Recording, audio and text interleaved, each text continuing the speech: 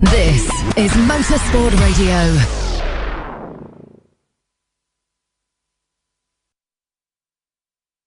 This is Motorsport Radio.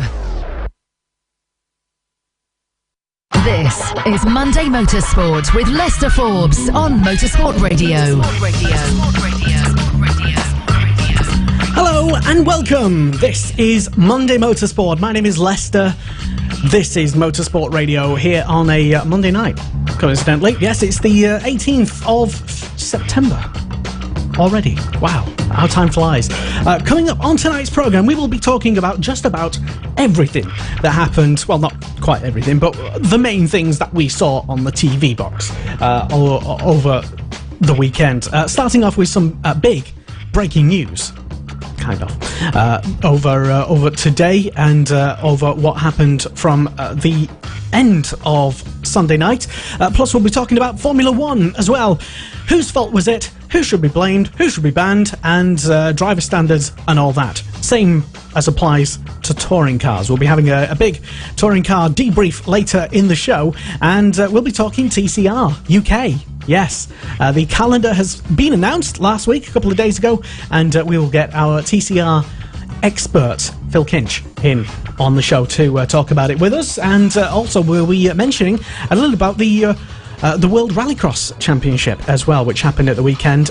Bad news for Petter Solberg as well. We'll tell you more about that as to what the situation is with him a bit later. British GT Championship action this weekend, and it's the final round. It's the showdown, and it's at Donington Park. Dan Marr and friends will be there. He's also here on tonight's show talking about it with us in just a moment. And also the British Formula 3 Championship now wrapped up, and it was won brilliantly by Enem Ahmed at the last round at Snetterton. Dominant, so dominant over the season, and we'll be probably hearing from him towards the end of the show, getting a champions interview with him to find out what he has to say and what he thinks ahead of this weekend's final at Donington Park. Well, because we're live, you can interact with us and get in contact with us on the show here tonight. We are absolutely live, and we will be having some guests along with us tonight on the programme, including Ryan Forward from the Welsh Motorsport blog, Motorsport in Wales. He'll be on a little bit shortly. And Phil Kinch, the World and European Rallycross expert for the Checkered Flag and TCR Guru at tcrguru.com. Yes, they'll be coming up in just a moment. But first, it's Dan Marr with Dan Marr's... with Dan Marr, yeah, he's got a logo, he's got a name usually. That's how the jingle goes for him. Dan, thank you for welcome, and thank you for being on the show once again. Hello, good to see you again. Yes, thank you. Good evening, everybody. It's all about a change of scenery now. I have a wall instead of a curtain. So Dan's moved house recently. It would be the big breaking news of recent days. And yes, so how are you? I suppose it's only polite to ask. How are you coping and settling in your new abode?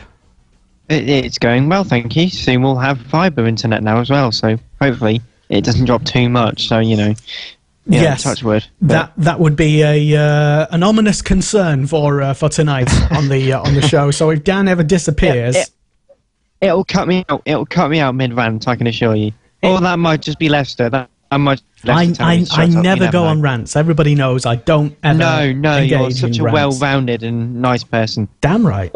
Yeah, absolutely. So Dan, we will begin with a bit of news that kind of emerged over the past few hours.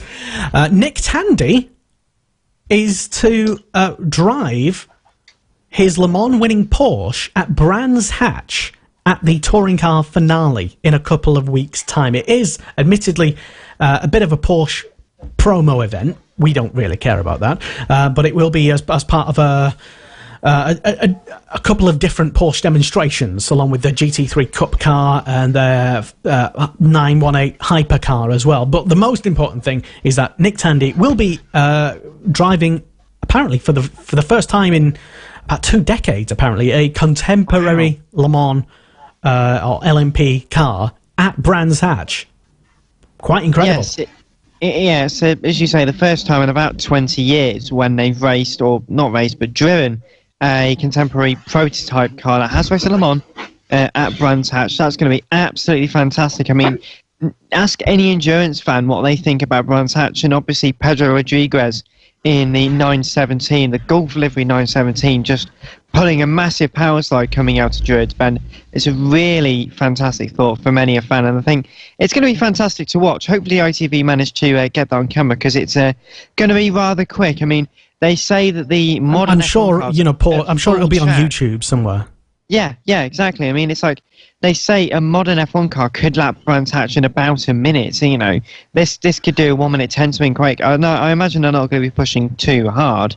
But Nick Tandy being Nick Tandy, he loves racing. Obviously, JTR used to run in Formula Fords. I think they still run in the whatever the MSA Formula is now called, and the 4. Porsche Carrera. Yeah, Formula 4, and also in the Porsche Carrera Cup. So he'll be there with his team, sort of egging them on, as well as driving the 919 around Brands Hatch. That'll be a fantastic sight for the fans track side, though. And as you say, hopefully we do get to see maybe even an onboard, because that's going to be a fantastic view to watch around there. I mean, it's quite a rare thing to see. It's going to be one of the last times we'll ever see a 919 on circuit whilst it's still racing. So it's a really good opportunity for all of the fans trackside, and really for Porsche and the Toka package. It's going to add to what is going to be a fantastic finals day meeting. Yeah, I'm sure, and it's kind of, I would say, unprecedented in touring car recent history. Anyway, I know they've done well. I don't, to be honest. I mean, I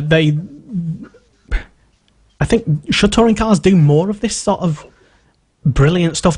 Are they kind of, or should they be kind of opening the door and maybe welcoming other big, iconic demo runs or other massive champion? What I'm asking is, really, should they have the historic Formula Ones on the bill? That's what we're all thinking. Or vice versa. It's not what we're all thinking. Okay, let's start. I know you are. That's why you said it. Let's start out with. It would be great to see more demonstrations. I know they used to a couple of years ago, when Formula 4 was going to become a thing, or MSA Formula at the time. They did a couple of demos with that car. It would be great to see some more, even older school touring cars, because obviously I remember going to Brands Hatch, or Park rather, in 2014 when they had the Super Touring cars there, and it's the first time I'd ever seen at a race meeting when all the touring car races had finished, and bearing in mind it completely rained by this point. The first time that 40,000 touring car fans would stay solidly in the banks after the final touring car race. They were all waiting for the Super Tourer, so there is a massive sort of crowd and sort of demand for these kinds of historic cars. Maybe it'd be great to see historic Formula 1, but it is the circuits, most of them are a bit too tight that touring cars go to. I mean, if you want to do it properly, I mean, have historic F1 around Knock Hill. I mean, I think that would go very well indeed, but it'd be great to see historic groups. Oh, shush you. But it'd be great to see, the Super Touring cars back on the package. It'd be great to see any sort of historic racing, maybe Formula 4 or something, because there is a big history, not only of the Touring Car Championship, but also the support races that they used to support the championship. Certainly, and if you've got any opinions on what indeed should be or if any, is the Toka package perfect in your view, then let us know. Get in touch with us this evening on our live show. It's at M Sport Radio on Twitter.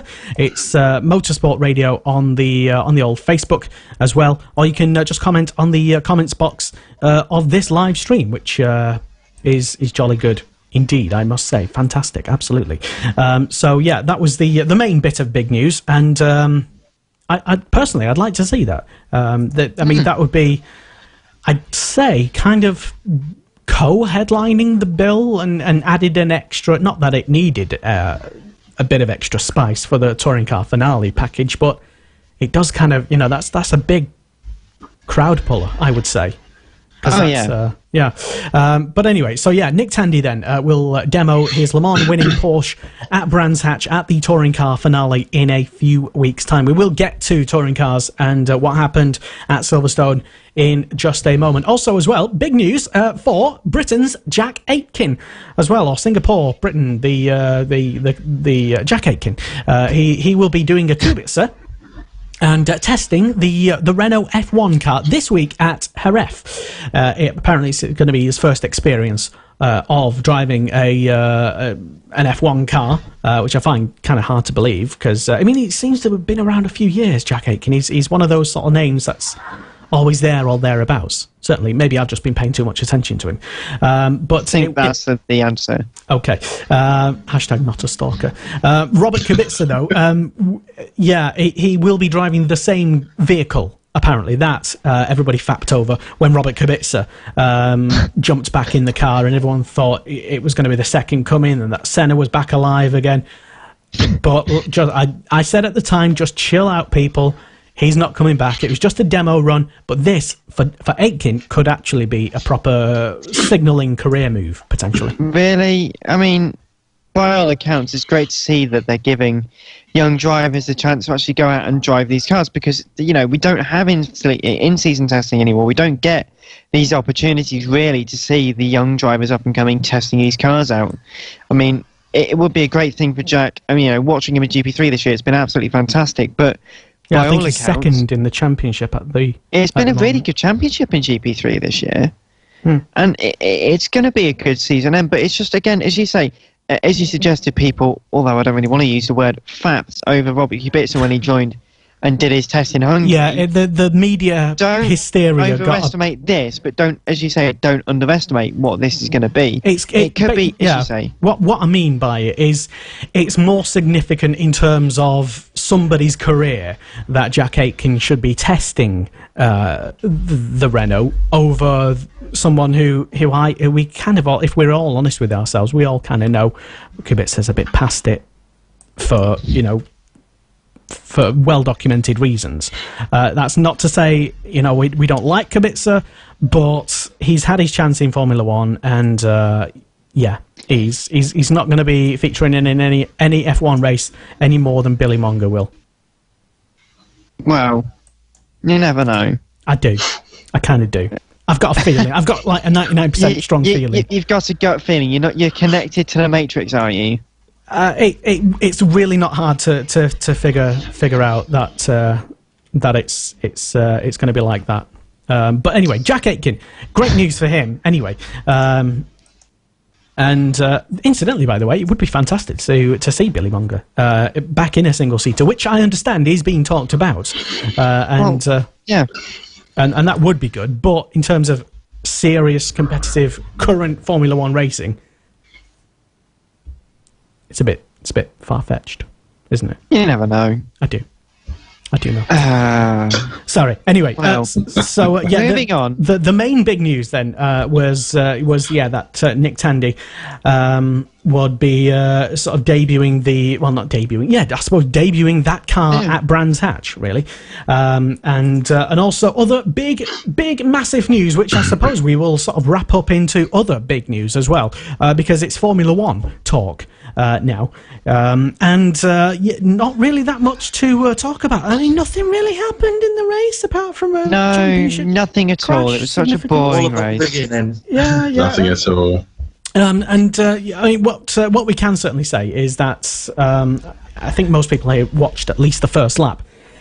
And it was. I'm not going to get into all the nonsense about what other people have said on Facebook and Twitter about whose fault is it, and drawing lines on pictures and doing what Ferrari did about blaming other drivers who had a right to be on the track at the same time and fighting for position, blah, blah, blah.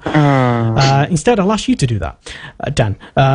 Incidentally, we will bring in Phil Kinch and Ryan Ford in just a second to divulge their opinions on this debate as well. We're just working hard to get them in on the programme. Incidentally, while we're doing that, we want to know your thoughts as well. It's at M Sport Radio on Twitter. See, I forget we're streaming in so many different places now. It's at M Sport Radio on Twitter, Motorsport Radio on Facebook, and the comments box in this stream below as well. We are streaming right now on YouTube, on the Motorsport Radio website, on the Motorsport Radio Facebook, on Twitch, on something else, on this too. I'm feeling like there's too many places that we're doing things. Lots of the places, all of the places. All the places. All the places. The best places. Only the best places. Like the world has never seen. So yeah, this is Motorsport Radio, by the way, and it's fantastic to have you. And a couple of comments are flooded in already, Dan. Hello to Tim Davis. It says, evening, guys. Hello, good evening, Tim. And to Paul Clark as well, and to Noel Davy Clark as well. The legend that is Dan, says Noel. Well, that could be very well true. Paul Clark. Nice to hear from you as well, Noel. I'm guessing you two know each other. Yeah, I work with him. Okay. Paul Clark says Nick Tandy at Brands Hatch and not in a Formula Ford. Well, he might be, actually. I mean, he could. I mean, it's the festival soon, isn't it? Soon. So it's in a couple of weeks, isn't it? Yeah, October-ish, I think. Yeah, it is on October. I thought it was like November time-ish, but anyway. That'd be good to see him back as well. We've not heard anything, incidentally, regarding Scott Malvern. He usually comes out of his Formula Ford retirement just to do that one race. We did talk to him about it, though, over the season in various British GT rounds. And he was kind of inclined to not do it, but he didn't entirely rule it out. So anyway, that's a bit of non-Formula Ford festival news for you. Also, Tim Davies says the Super Tourers were at Rockingham a few years ago, too, with the BTCC. Were they at Rockingham? Yes. Well, yeah, I know they were at Alton, but... Yeah, the season after they raced at Rockingham, but sadly it was quite a low entry, only like 15 cars or something. It wasn't a great race. And to be honest, if you're going to run the Super Tourers, run them at a circuit which personally has Rockingham. Some form of atmosphere. Oh, sorry, Rockingham. Well... Dan, you're so mean. You're such a bitch. Well,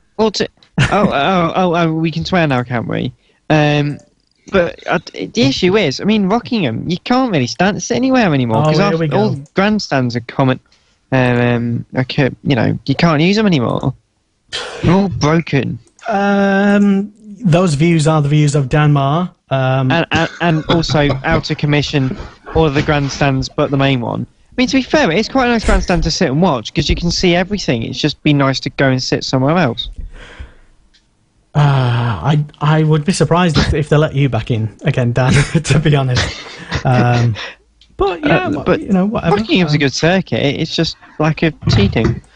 That could be said, potentially. That could be said. Is that Lester Forbes sitting on the fence? It's the first time I've heard him do that. Yes, well, someone's got to, I suppose. I am the... yes. So, yeah, Rockingham... okay, yeah, I'd probably gently agree with that, but at the same time, I'd probably not want to upset Rockingham, if that makes sense. Well, yeah, to be fair, let's give them credit where credit's due. They do have a circuit. Yeah, well, it is a good circuit. I mean, it's there. I enjoyed the British GT race. Yes. Early on in the year, that was a fantastic race, and then the support whole safety car thing happened. But that were there as well, yes, certainly. But yeah, I don't think there's any buts. Rockingham is just a good circuit, though. Should we just say that and move on? Yeah, for fear of the Rockingham Heights. But to be fair, they do take the Super Tourers to Knock Hill.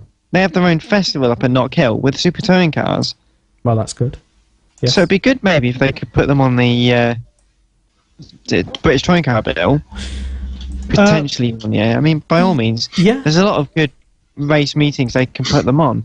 I did have a quick peek at compared the times with when they did race at at Alton Park when it was remember it was weird.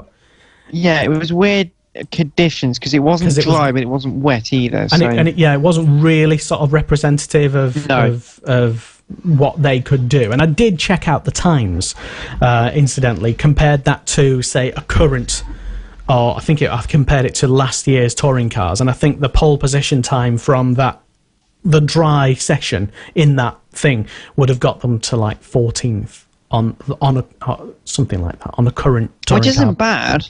It's not bad at all, respect. Considering that they're 20-odd years old, you know. Well, and the fact is, it's like a 32-car field to be halfway through. It's not bad. With 100 less horsepower and... Exactly.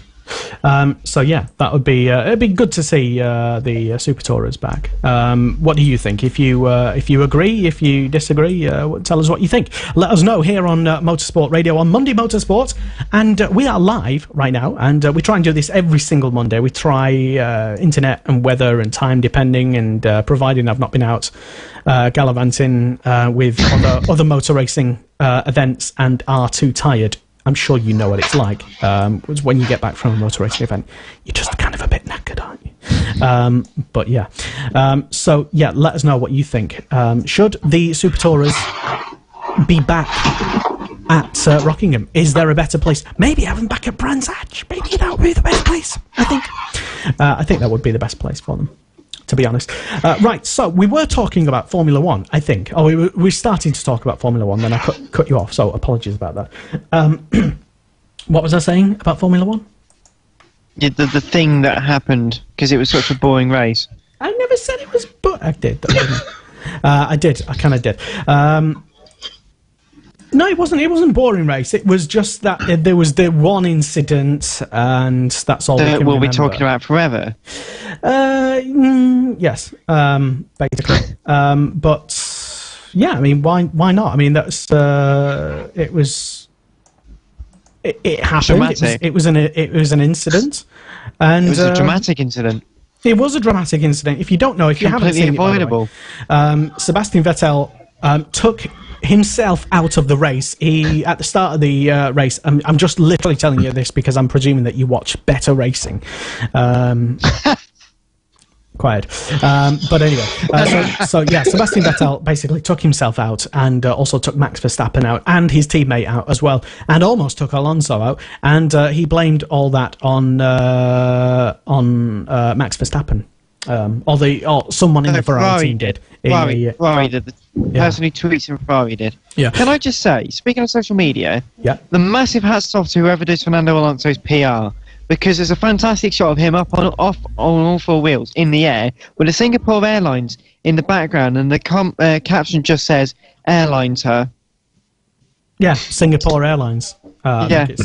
It's funny though, we're all talking about the Verstappen, Vettel, Raikkonen incident, but what about Alonso? If he wasn't caught up in our first corner incident, he would have been third.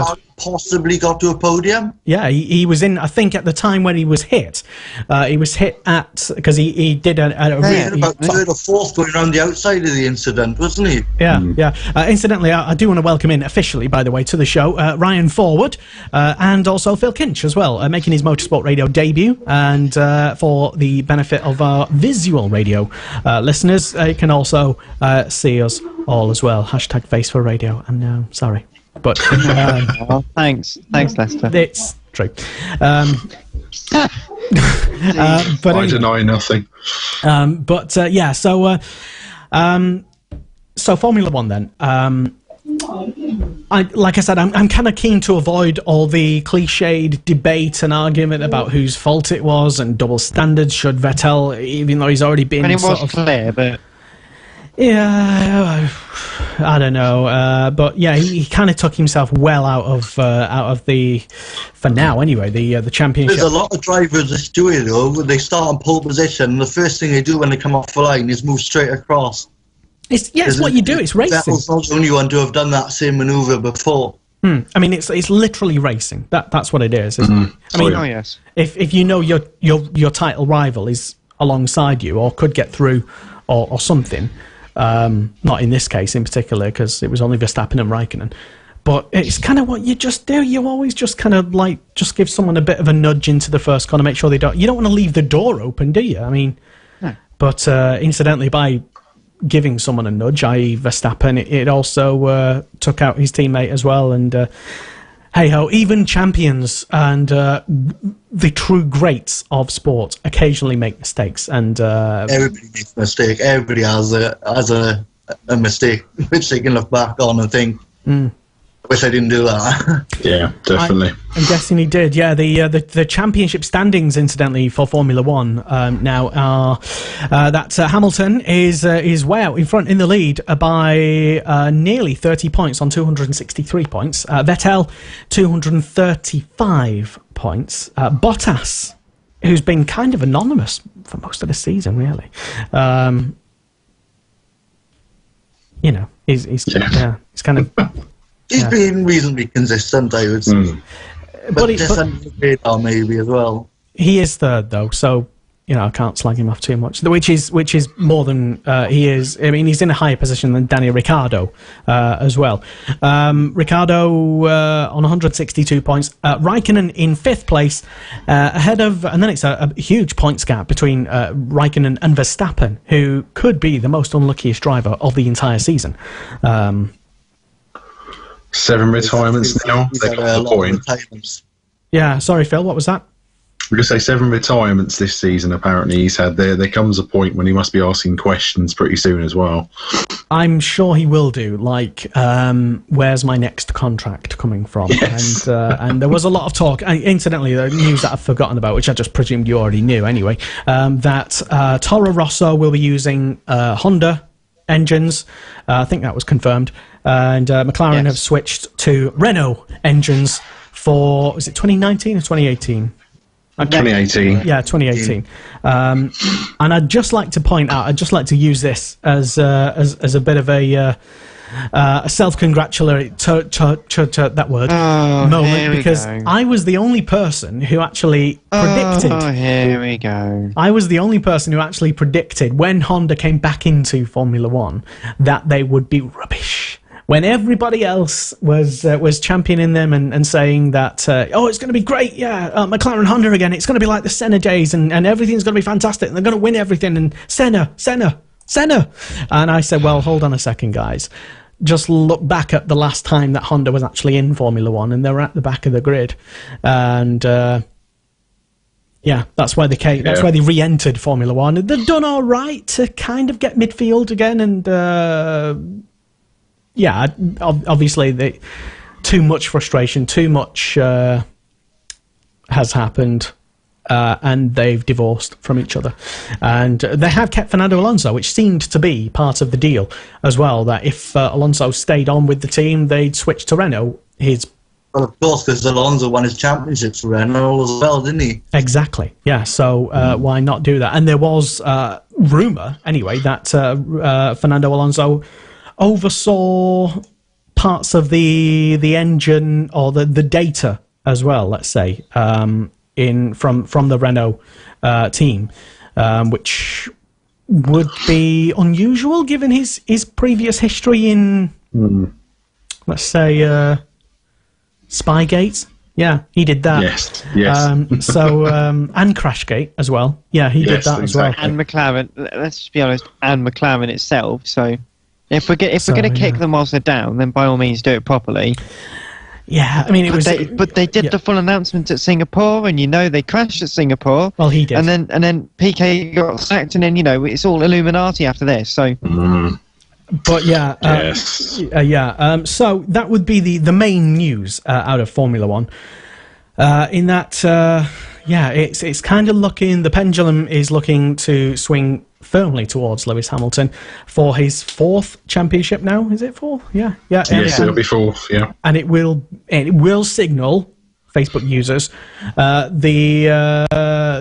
he will actually be one of the greatest Formula One drivers, better than his idol, Ayrton Senna. I don't care if you watch Donington 93. Stats say otherwise.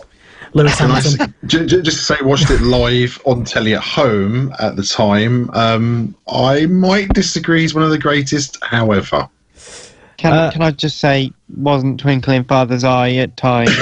I only look at really what the stats say, and I like to wind up people on Facebook who constantly. I mean, everybody's seeing it. There's every other post on every other Formula One Facebook group is Senna this, Senna that, Senna. What would Senna do? I watched the Senna film the other day. Actually, I forgot how good it was. It is good film. Yeah, it is very good. I must admit, there are some tear-jerking moments. Yes, and some stuff I learned from it as well. That was the latest Senna news, Formula One news. I've nothing against Senna. He was a fantastic champion, and that's it. It was more. I just wanted to point out one thing. I was watching Friday, both practice sessions for Singapore on Friday, whilst doing the chores at home.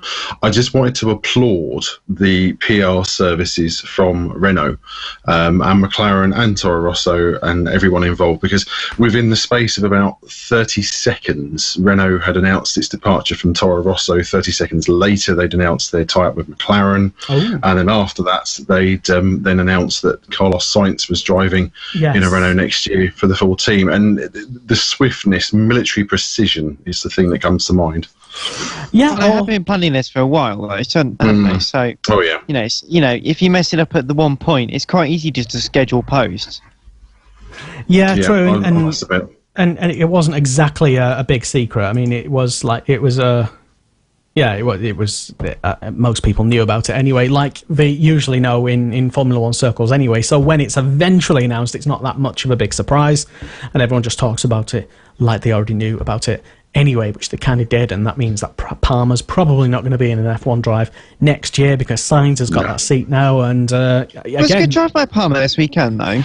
Yes, credit where credit's due. Yeah, credit where credit's due. He's done a decent job this weekend. Maybe the first time in over a year and a half, but still. That didn't sound like a lot of credit, to be honest, Dan.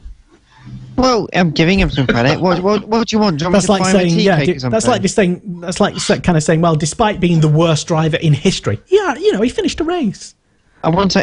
Well, no, we're not talking about Taki Neri or Luca Badur, but still. I've always.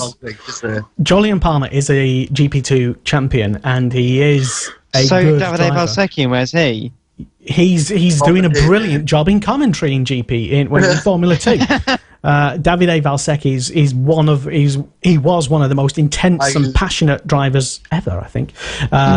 He's like that. That's a waste of talent. Well. If you heard his commentary, it's absolutely fantastic. Oh, it so is. Yes. Can you do an impression of it, Ryan? Oh God, not really. Since you mentioned it, I thought, why not just put him on the spot? But no, I won't ask you to actually do that.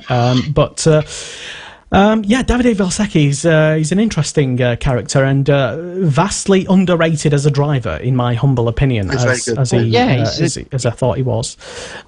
He's one of the wasted talents of this generation, I think. Definitely. Okay, fair enough. I agree as well. Right, so shall we, unless anyone's got anything else to add about Formula One, just having a quick browse on the old messages to see if anyone's chimed in online to disagree with the Palmer theory. Disagree. I don't think so. No, everyone is in vehement agreement about Palmer. That he had a decent race despite being a crap driver.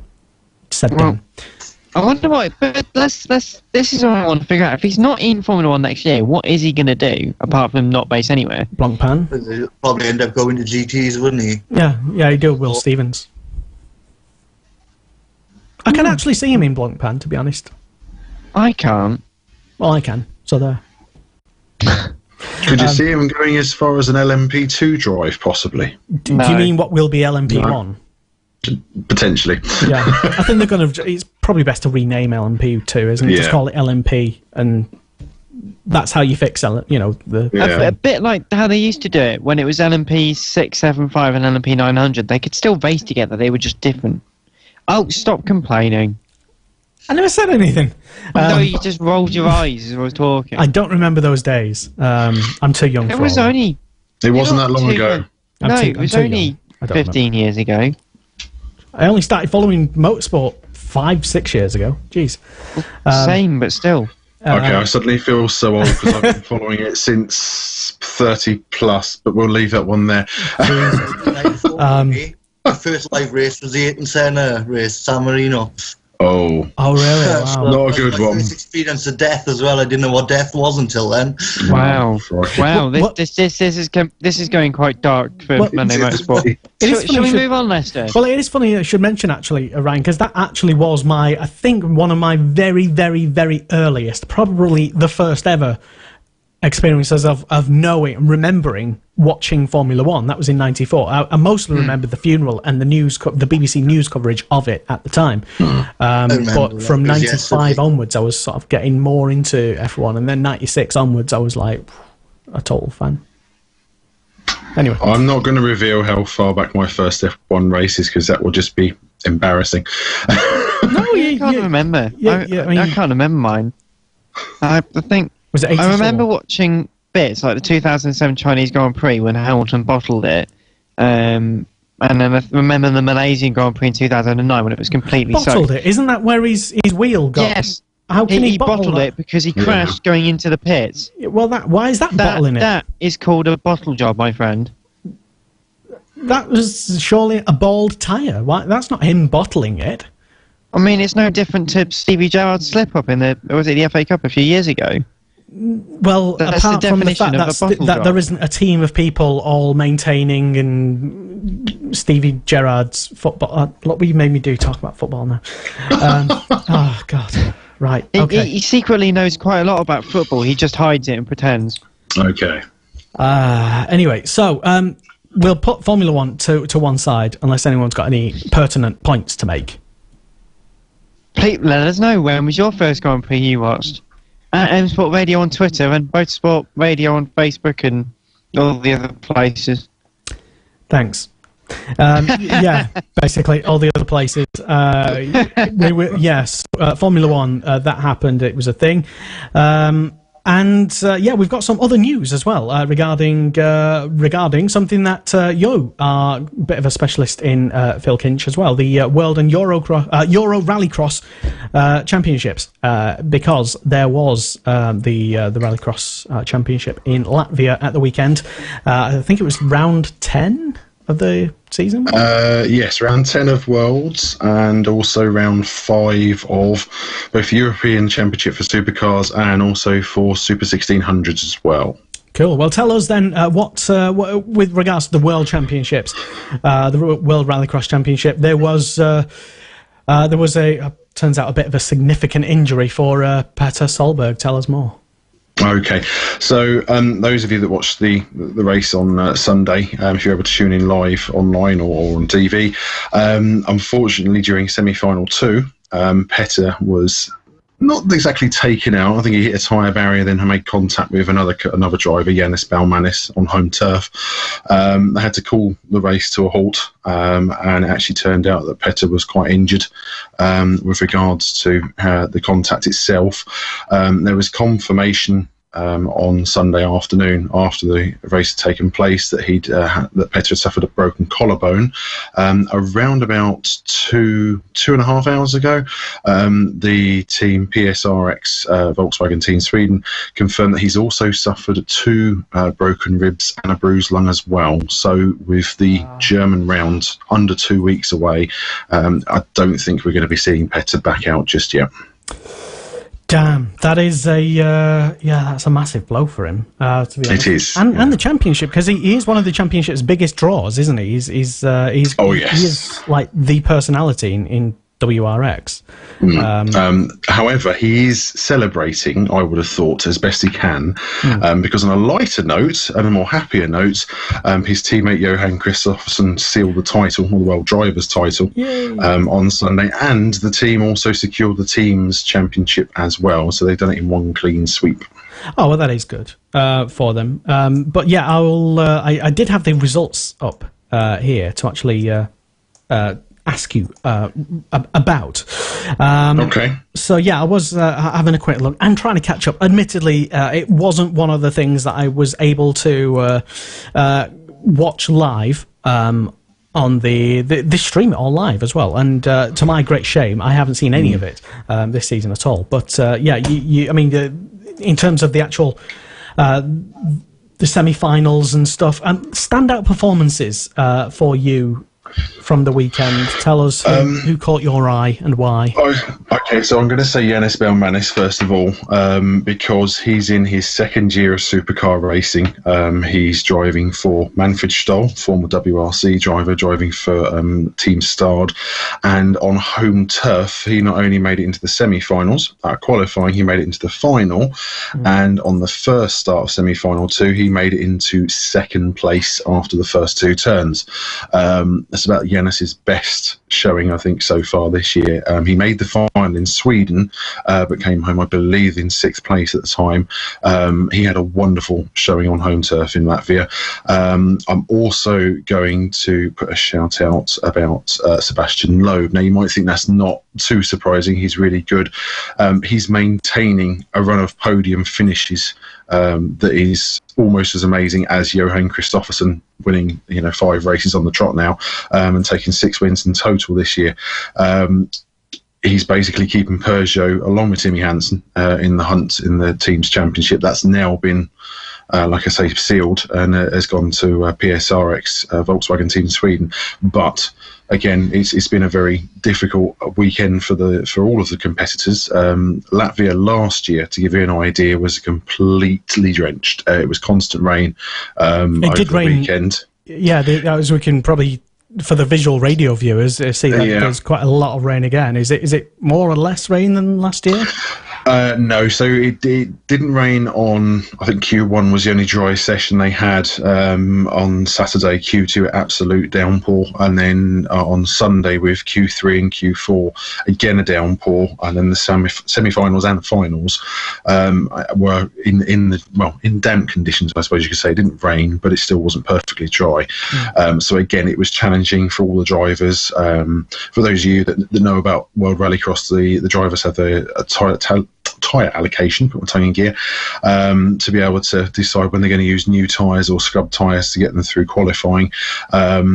Very difficult decisions to be made, especially in changing conditions. However, that man there, Johan Kristoffersen, took the final win, the supercar final win, and was able to seal his first title.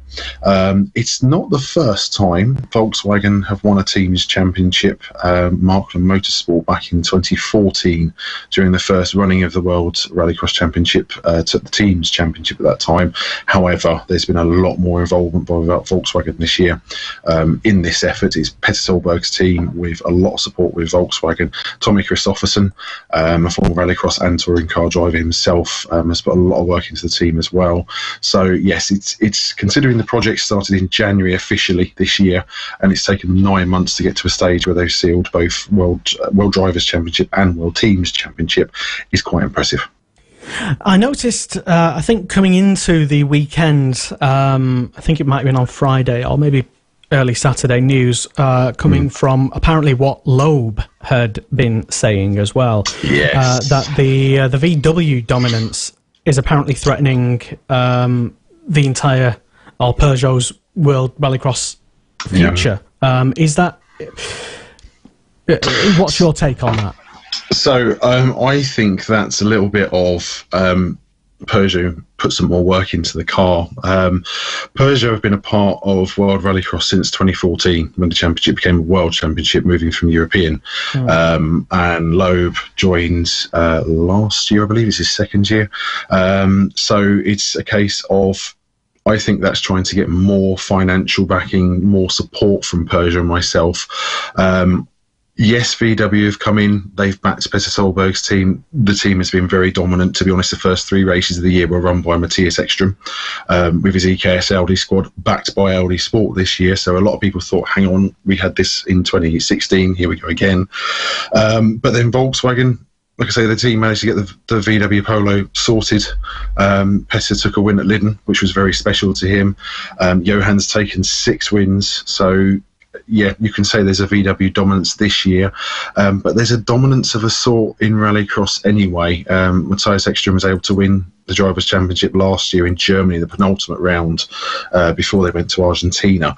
Petter Solberg managed to do this himself as well. So there's always going to be some dominance, but I think is actually pretty good for VW to have a bit more of the spotlight. We've seen Peugeot up front. Andreas Backward last year with the new Ford Focus took 3 wins in what was the car's first year of competition in World RX.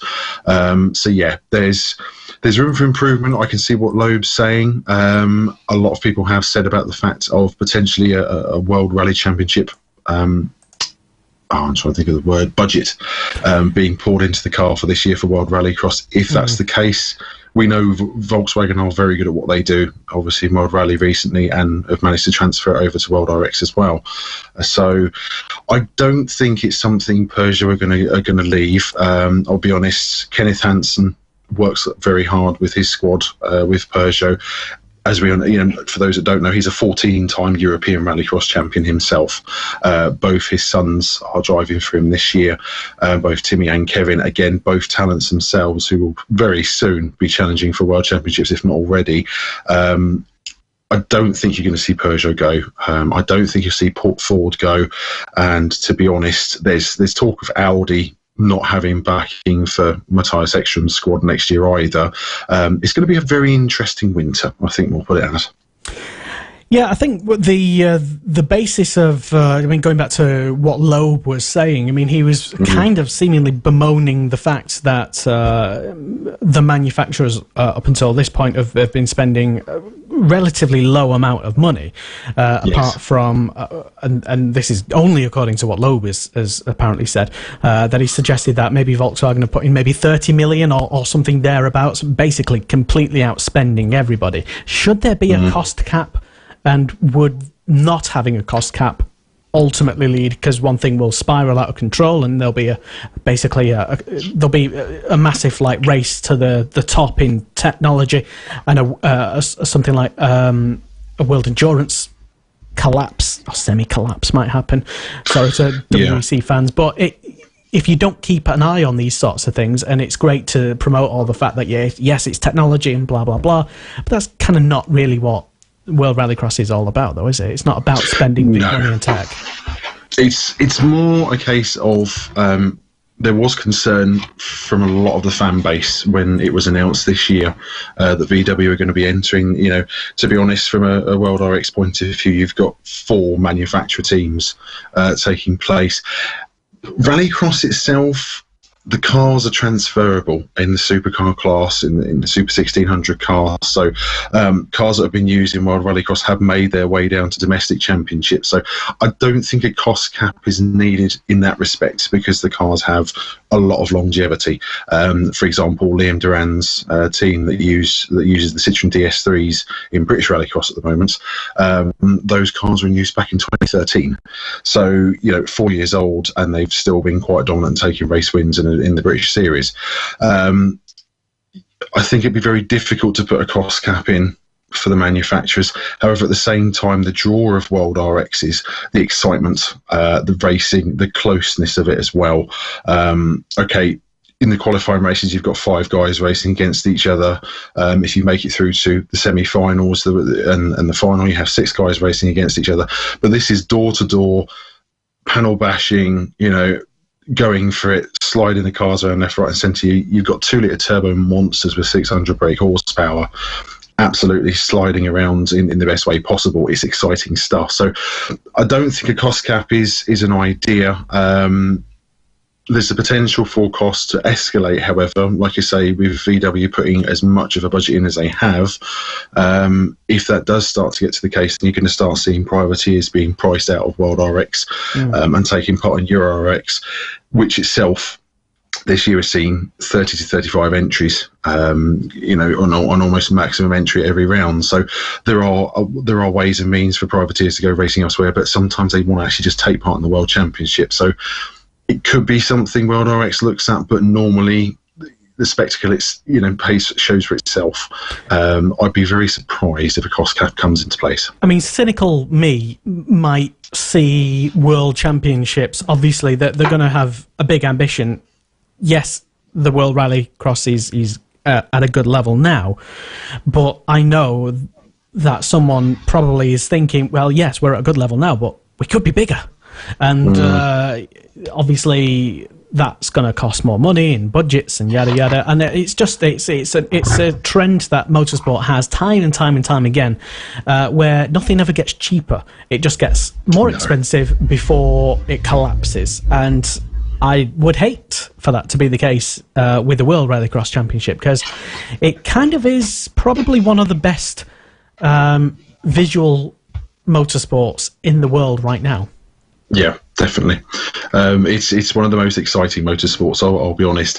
I haven't watched Formula One myself to sort of tie into that since 2014. I mean, from a trackside fan's point of view, even TV as well. I mean, Formula One started out, we know it was just racing around old airfields in and around Europe, but World Rallycross was seemingly specifically designed with the current needs for media, and it's a lot more fan friendly. Is what I'm kind of saying. It is, yeah. You've got the company that promotes the championship, IMG, stepped in to sort of reboot Rallycross in 2013, which is when my interest was piqued by it. Myself looking for a more exciting form of motorsport than Formula One.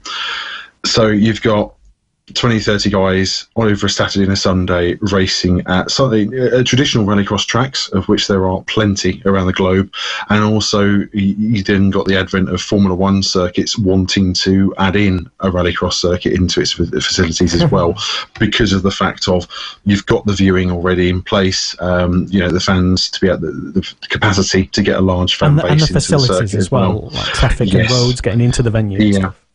And basically, that's why the sport's exploded. It's something different. It's exciting. You've got 20, I think it's 22 entries this year, and there's been other wildcard entries, people that have decided, I want to have a go at this. Regular rallycross drivers that have a lot of experience but decided they didn't want to have a go at the European Championship. They've wanted to make guest appearances in Wild RX as well. So the draw is there, the excitement. They're very big on social media. Wild RX is one of the best championships out there for engaging with the fans, sharing the drivers out, the contact with them as well. The same with all sports. When you're at a live event, you've got the autograph sessions, you've got the monster t-shirt gun firing sessions I've seen. I've not actually been to one myself, but they take a lot of time. They make a lot of effort to engage, and again, that's something that other series, I'm not going to name, but other series out there could learn from by engaging with the fans and showing, we've got a spectacle here. It's worth watching. It's worth tuning in for. You're absolutely right. Sorry, go on, Ryan. I'd like to add as well, because we're talking about Rallycross at the moment, that with Phil's description here how good Rallycross is, the British Rallycross Championship is actually visiting Pembrey Circuit in Carmarthenshire this weekend, and we'll be racing in both directions. So if people want to go down and sample a bit of Rallycross, head down to Pembrey this weekend. I think what you mean is, go down to Pembrey and sample, because that's something. Admittedly, I didn't actually know that's where they were going, because my motorsport attention is elsewhere at the moment, but good spot. And once again, motorsport in Wales is you can always rely on Ryan Forward to let you know who's doing well in or flying the Welsh flag for Welsh motorsport. Is there, and I probably should have researched this before asking you this, but are there any Welsh people in the thing? Sorry, what? Sorry? In the British Rallycross, are they? There is a Welsh racer called Jeff Hope Davis in the BTRDA Rallycross. Oh yeah. There's a Welshman in the British Rallycross, and I can't remember his name off the top of my head. I think it's Hopkins or something. Oh, okay. Not sure. There is one guy who's Welsh there. Anyway, I do know that for definite. Okay. I just can't remember his name off the top of my head because he's on Twitter. He isn't. Fair enough. Well, I thought I'd ask anyway, because obviously I have no clue who's Welsh in the British Rallycross Championship. So apologies to Welsh rally drivers everywhere. Trust me, I'm pretty sure, Lester, they'll remind you or find a way to let you know they're out there. Again, British Rallycross, another very sociable social media group out there, do a lot of work.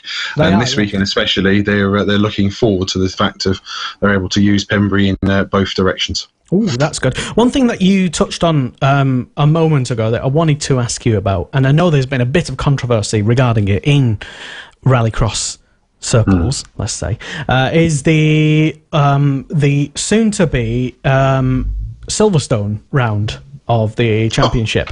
Now, like I say, I'm not ensconced in the World Rallycross community, so I have to take my expert opinions from people like yourself, Phil, who write about it in so much detail. And it hasn't escaped my attention that there has been a bit of an uproar.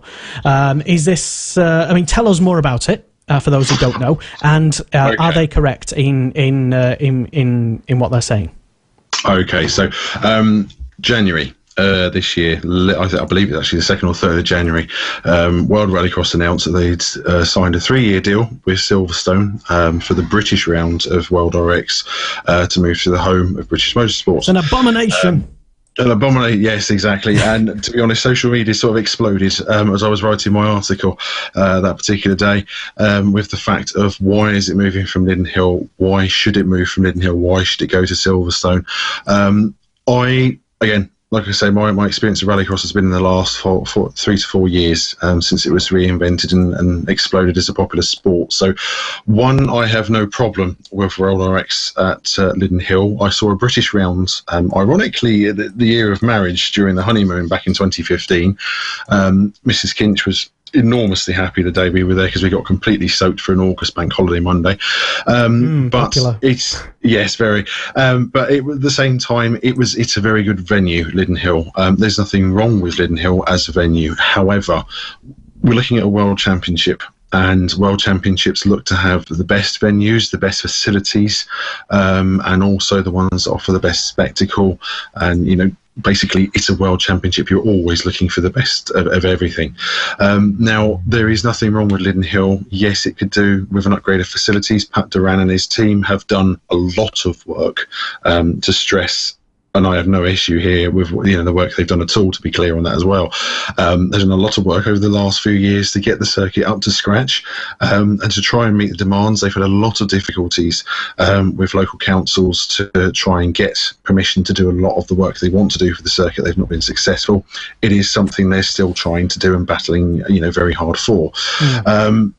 However, World RX has said, we need something bigger and better. I went to the Speed Festival event in May. I was quite lucky to be invited along. That was the promo event for displaying the Silverstone thing. Yeah, so they had the track there. There weren't any grandstands set up. It was literally just the actual rallycross track they're going to use. A very interesting day. It's very, very interesting circuits. Is there room for improvement? Yes, but not being funny. The round, the World RX round will take place in May next year. This was May this year. They've got another 12 months before they get everything up to speed and up to scratch. I enjoyed myself. I was, lucky to see quite a few people there. Ironically, Mr. Solberg, who's currently recovering, best wishes to you, sir, and also, the brand new 2017 world champion, Johan Kristoffersen. There's good facilities. What they have planned, it's not just going to be a world championship event. It is a case of there are other things taking place, music festivals, high quality food. You get the chance to go and hire an Aston Martin, a high performance car, take it around the Silverstone itself whilst the event's going on. So if you don't fancy the racing, there's also things like the gaming community as well. Again, Dirt 4 was released earlier this year, which features the World Rallycross Championship, has a gaming mode on it. Very, very heavily involved in trying to get gaming to the public as well. So you have the chance to actually go and, whilst Peter Solberg's taking his VW Polo round Silverstone, you could be having a go yourself on one of the gaming stations. There's a lot going on that's happening. Is it a good thing? I think it's a good thing. I like what I see. Again, I have no problem with Lydden Hill holding things, but if this is the decision that's been made, obviously contracts have been signed, this is what's happening. The last sort of update that was mentioned was the possibility that the European Rallycross Championship could potentially go back to Lydden Hill for a British round. Again, I see no reason with that. I see no problem with that. I love the idea of it. Would that be like the perfect fans scenario, or for the fans who don't like going to Silverstone? Yeah, I think it would. World Rallycross and European Rallycross, okay, European Rallycross is the best in Europe, the best of the best that can be. And for Liddon Hill, there is a sort of fairy tale thing there. European Rallycross has been there for many, many, many years. So I can't see it being a bad idea. But again, it's down to, people sitting down, talking about it, finding out what they can do, and coming to an agreement. Whatever happens, World RX is coming to Silverstone. It's going to be interesting. It's going to be different, and normally that's the sort of thing that World RX thrives on as well, is being different and doing things differently. So, yeah, I'm not going to sort of make any predictions now, but it's definitely going to be an interesting time near the event. I can see exactly why they wanted to, or why they liked the idea of Silverstone. It sounds like it could become, like you suggested, maybe a bit more of a festival, a World Rallycross festival instead of. I don't know. I've never been to the event at Liddon, so I can't really compare directly myself. But with the other things as well, perhaps other things happening on track as well. It could be. I know when they go to, I think Germany as well, at the start of the round, they have like a co-headline with the DTM as well. Yes, yeah, when they go to Hockenheim. So again, that's something that's kicked off over the last couple of years. It's been very successful because the fans not only get to see the opening DTM round taking place, or opening DTM rounds as it was this year, but they also get to see the World RX cars racing in the stadium section as well. So they're getting two types of motorsport, which has been a very successful idea. So there you go, Alan Gow. There's an idea for you. On the Saturday of British touring cars, perhaps move your schedule around. Have WRX on the Saturday, maybe, and then do your touring cars on the Sunday. I would be impressed if that happened. Yeah, it's not going to happen. But it would, just like it would be to have, in these corporate commercial times, it's kind of unthinkable to have two marquee events like, for example, DTM and World Rallycross Championship on the same bill together, kind of playing nice with each other. It works really well, and especially when you've got Matthias Ekstrom, who's a current DTM driver and a World RX driver, who this year decided, I'm going to have a go at both. So he had a very busy, hectic weekend ahead of him, but he made it work. So it's always possible. It's something you could, that could be conceived. You never know. But World RX and DTM have managed to make it work themselves. A comment from Tim Davis, who's still tuned in here on Motorsport Radio. Hello there, Tim. It says it's a shame that Mr. Palmer won't allow WRX back to Brands Hatch. He says the best rallycross circuit ever. He says. I'm fully aware of Mr. Davis's view on this, as we often discuss on Facebook. Good evening, Tim. Yes, Brands Hatch was another venue considered, being before with the move from Liddon Hill. Mr. Palmer has decided it doesn't have a place there currently with circuit improvements and modifications. I think when he sees the success of Silverstone, I'm presuming it's going to be a success because. Well, it's Silverstone. I would have thought so, yeah. They're normally quite successful events, especially when they move to new venues.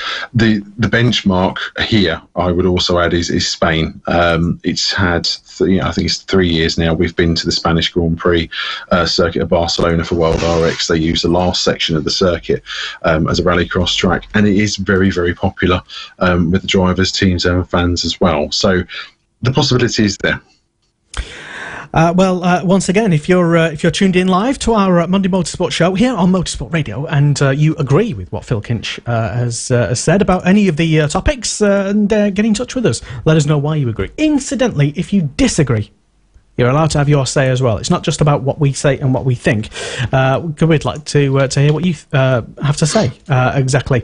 Let us know. It's at M-Sport Radio on Twitter, Motorsport Radio on Facebook, or you can drop us a little comment in the comments box on the live stream, wherever you're watching, either on Facebook, Periscope, Twitter, YouTube, Twitch. I could go on. But yeah, we're streaming lots of places. So yeah, that's the main points then. Petter Solberg, do we know how long he's going to be? Is that his season over now? With no, there's 2 more rounds left. So you've got the German rounds at the Estering circuit, which is another old-fashioned popular circuit. It is amazing. It's one I recommend to tune in because the first turn is a hairpin. calamity ensues. In fact, if you want to see something rather amazing, last year's supercar final from the German round is where Kevin Eriksson went literally around the outside, known as Mr. Round the Outside, at the first turn to take the lead and go on to win his first Wild RX event. So if you type into YouTube Around the Outside Wild RX, you will find that footage. It is amazing. As far as Vettel's concerned, I think he's going to be out at least until South Africa now. Germany is under 2 weeks away. I can't see anyone recovering that quickly from the injuries he's got, which is a shame. They were planning to have a third VW Polo for the German rally champion to take part in. Whether they'll name a replacement driver or not, again, I don't know, but it is something that is common in World RX. They like to keep the cars out there. I think Petter, hopefully, fingers crossed, should be recovered in time for when they go to South Africa, which is the first ever running of a World RX in South Africa as well this year. I will pay more attention because of you, Phil. For the you will. Yeah, no, I mean it's just one of those championships. Like, at the start of the season, when you kind of mentally pick out what you're going to be following at the start of the season, it's just one of those things that kind of doesn't ever make the cut for me, because it's usually F1 and British F3 and GT this year, and there's only so much awake time you can possibly have. Yes, basically. As you can understand, a married man with kids, so naturally there are times when the wife will actually mention how much more have you got to watch, how many more series you're going to watch this year, and there always seems to be another one adding along. But yes, if you want exciting motorsport, if you feel certain forms of motorsport out there aren't as exciting, you want something that's going to make you sit on the edge of your seat and you want to learn about it, that's worth watching, I would recommend World RX or even EURX as well, because both series, the various categories they have, they are really competitive. Normally they're equally matched in all forms of it. So sort of adding, obviously World RX had the 2 titles, Seal the Drivers and Teams Championship, European Rallycross. The Supercars was won by Anton Markland, who's a former World RX driver himself, driving for his family team. The Super 1600s, again, Christian Zabo, correctly, has won, I believe, a 2nd title in his Super 1600 career. So you've got lots of different classes out there, and they all take part in other domestic rallycross series as well. As Ryan will attest, in the British Rallycross Championship, you've got a Super 1600 class. You've got a sort of Super National class, which is similar to touring car, I think. Exactly. There's lots of interest. So it's one I would recommend having a watch on TV one time, or if you fancy going to one, like I said, the British Championship or even the World Championship event in England, then have a go. Fantastic stuff. And how can people keep up to date with your journalisms on this subject? Oh dear, yes. So this is where you stalk me on social media. It's quite simple, really. So I obviously writing at the Checker Flag. So on Twitter, we're at the Checker Flag, I believe it is. Myself, you've got at Phil_Kinch, where I'm tweeting about World RX, Euro RX, BTCC, and another form of touring car racing, I think we'll get to later on. And then on Facebook as well, I'll throw those in. So I've got my Facebook page, which is TCR Guru.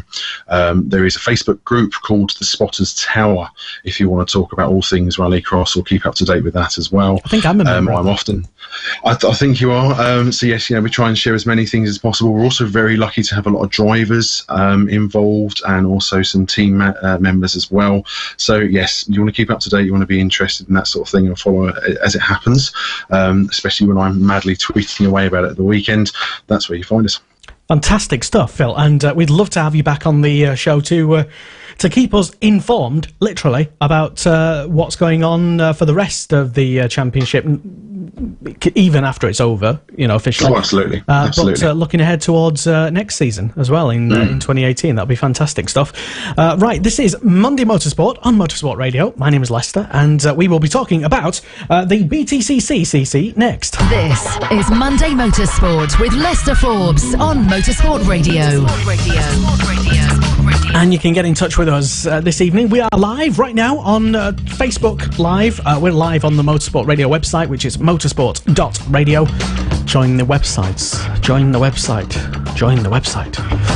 it's free to do so, and it's why not get the inside line on all the latest gossip and news that we collect from the paddocks wherever we go. This weekend we'll be going to the two places, in fact, to Donington, to capture the moment of whomever will win the British GT title of 2017. One of our panellists thinks it might be one particular driver, and another panellist thinks it might be someone else. But we want to know what you think. Who's going to win British GT this weekend and the finale at Donington? Let us know. It's at M Sport Radio on Twitter, Motorsport Radio on Facebook, and leave your comments, which comes directly into my face, and I will read it out for you. And it's always nice to be interactive and get involved with the show.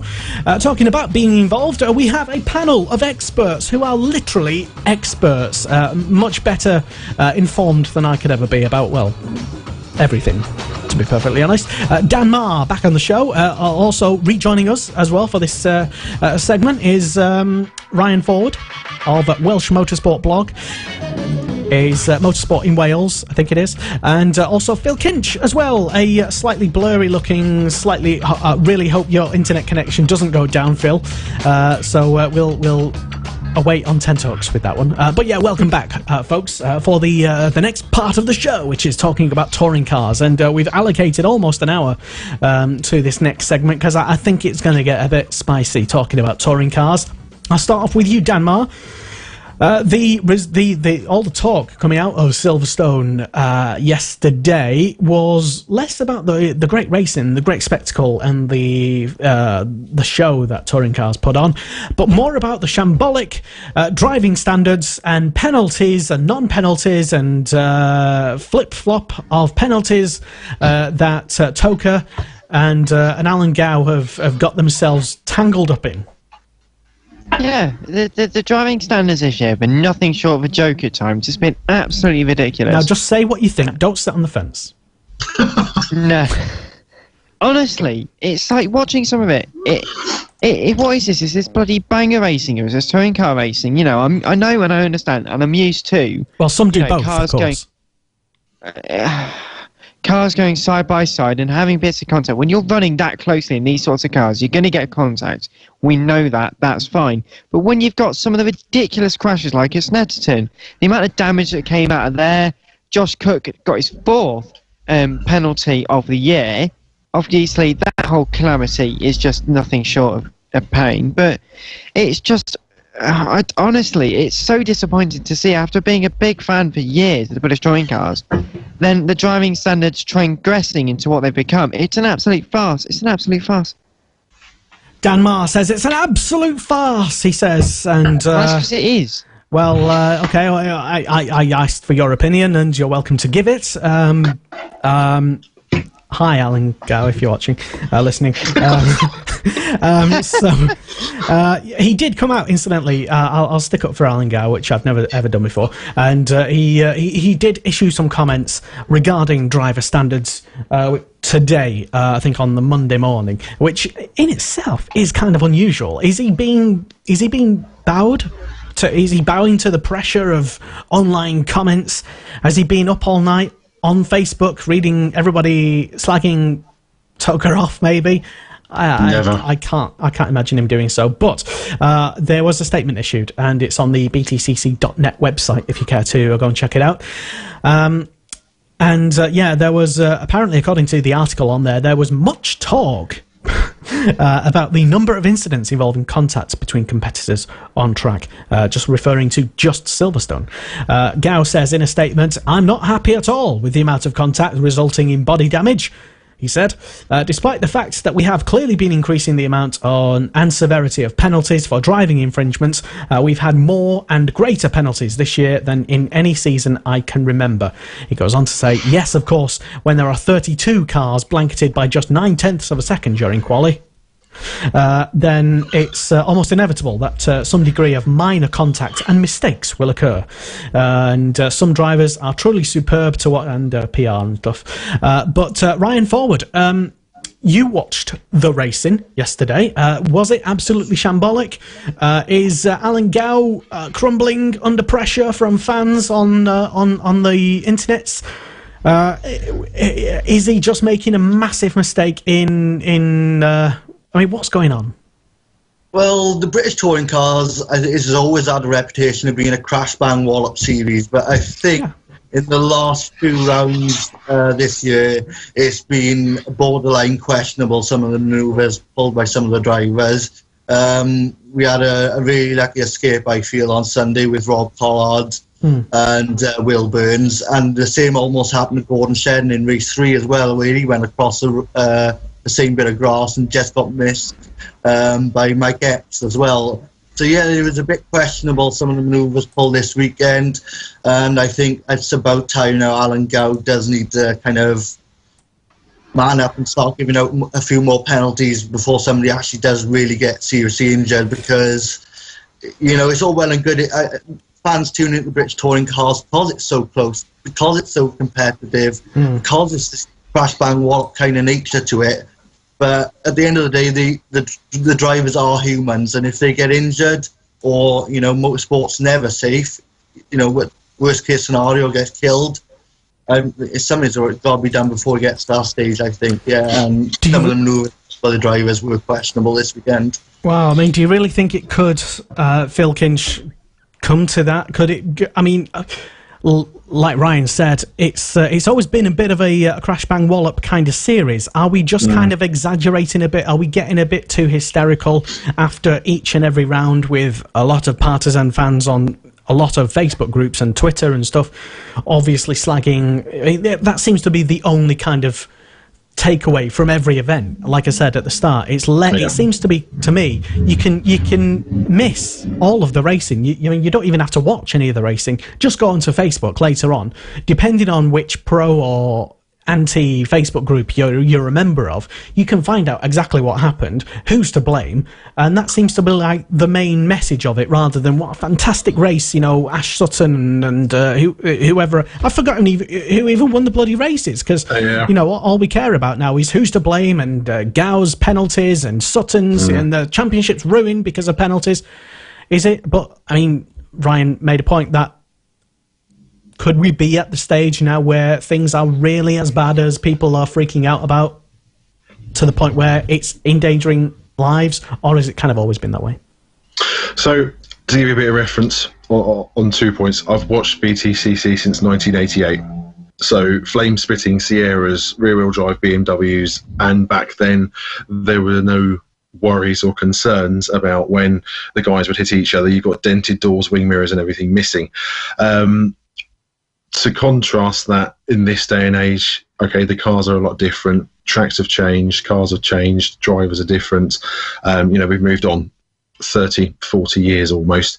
But I'll be honest, it's a season I'm watching this year. It's one of the main motorsport series I watch all the time, and it has concerned me. We've had a lot of accidents this season. Obviously the bad weather at Croft was a big issue for the accidents that happened at Croft, but again, you know, driving standards, if, for example, the contact between Rob Collard and Aaron Taylor-Smith hadn't taken place in race 1, you wouldn't have Rod Collard, you know, in the position he is of recovering. You wouldn't have Will Burns in the position he is of recovering, and the budgets of, you know, WSR looking to repair one BMW, which they're not sure they're going to do in 2 weeks. Team Hard looking to repair a VW themselves. That again, you know, could be difficult in the 2 week time frame we've got left.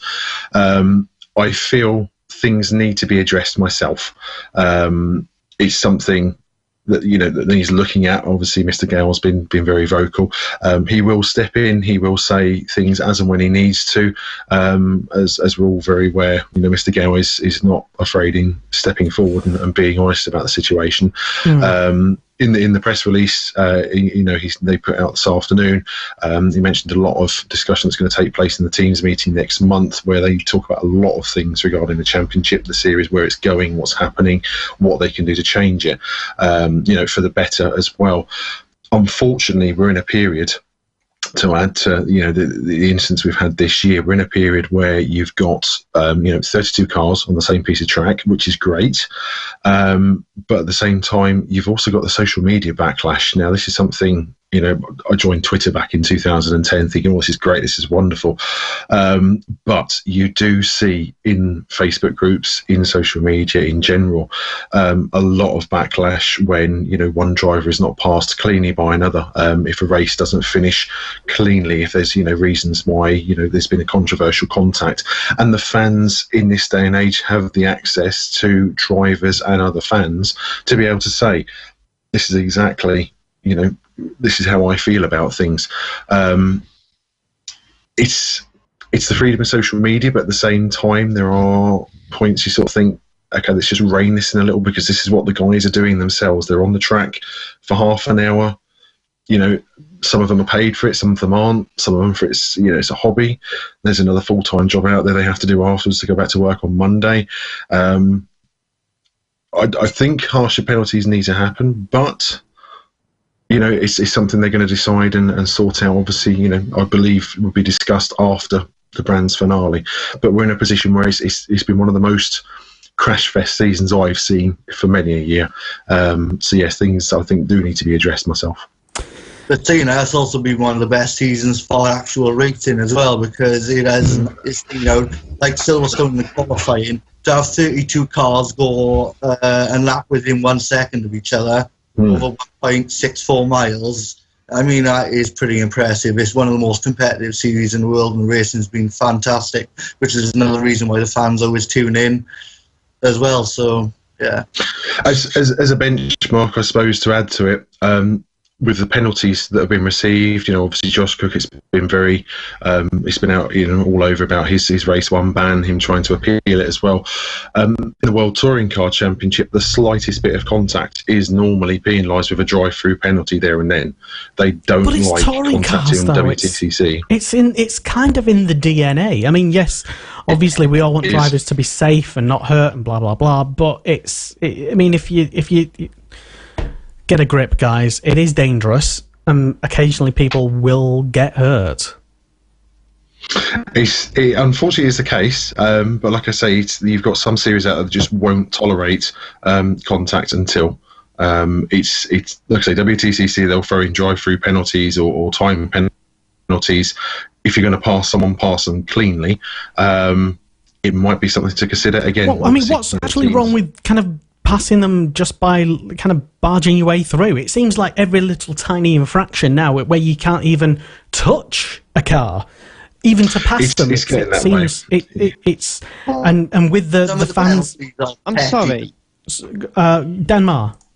Can I just add two things to this? One, the social media is not going to change anything. Fans in all sorts of sports go absolutely cataclysmically mad at the slightest infraction wrong. You look at football, for example, and the reaction you've got, go to Manchester United, you've got 75,000 fans sat in the stands, shouting at 22 men and 2 managers and whoever else on the field, for the slightest infraction wrong. So I don't quite understand why sometimes, I know comments on social media, sometimes they do go too far. Some of the comments, again, we've seen in football when quite certain fans and certain people we watch that put some very nasty, very sort of bitter and very, and even the drivers as well. It's kind of, I understand why they do it, but I mean, like I said, going back to what I mentioned earlier, you kind of don't even need to be watching any of the racing that happened, because you can see half the grid jumping on Twitter and saying, "Oh, well done, so and so, you could have killed me there," and then that driver responds, and blah blah blah. What? I'm not being funny, but it gets to the point. If people are going to start complaining, "Oh, you could have killed me by going at the inside," don't go motor racing. Exactly. Motor racing is inherently one of the most dangerous sports, one of the most dangerous things to do on this planet. If you really feel like you're going to be injured every time you get in a car, get out of the car. Don't get in it. Honestly, every ticket, every sign, everywhere it says motorsport is dangerous. I don't want anyone to get injured. Obviously, it's terribly sad to see people getting injured, people getting hurt, people dying.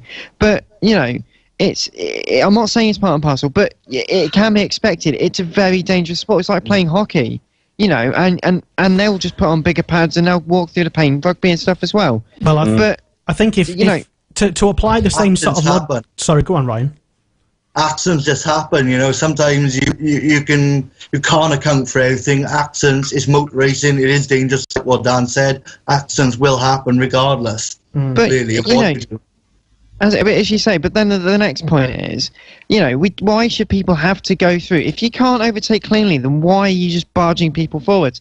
That, you know, I've seen some of the bills that these guys have to pay at the end of every meeting. You've got to be paid to rebuild the car. You've got to shell the bloody car sometimes, you know. Even if you're on a relatively tight budget of £700,000-800,000 in the British touring cars, that's a lot of money to be placing panels. You know, you got to think a good quarter of the budget is going to be spent on replacement panels and stuff.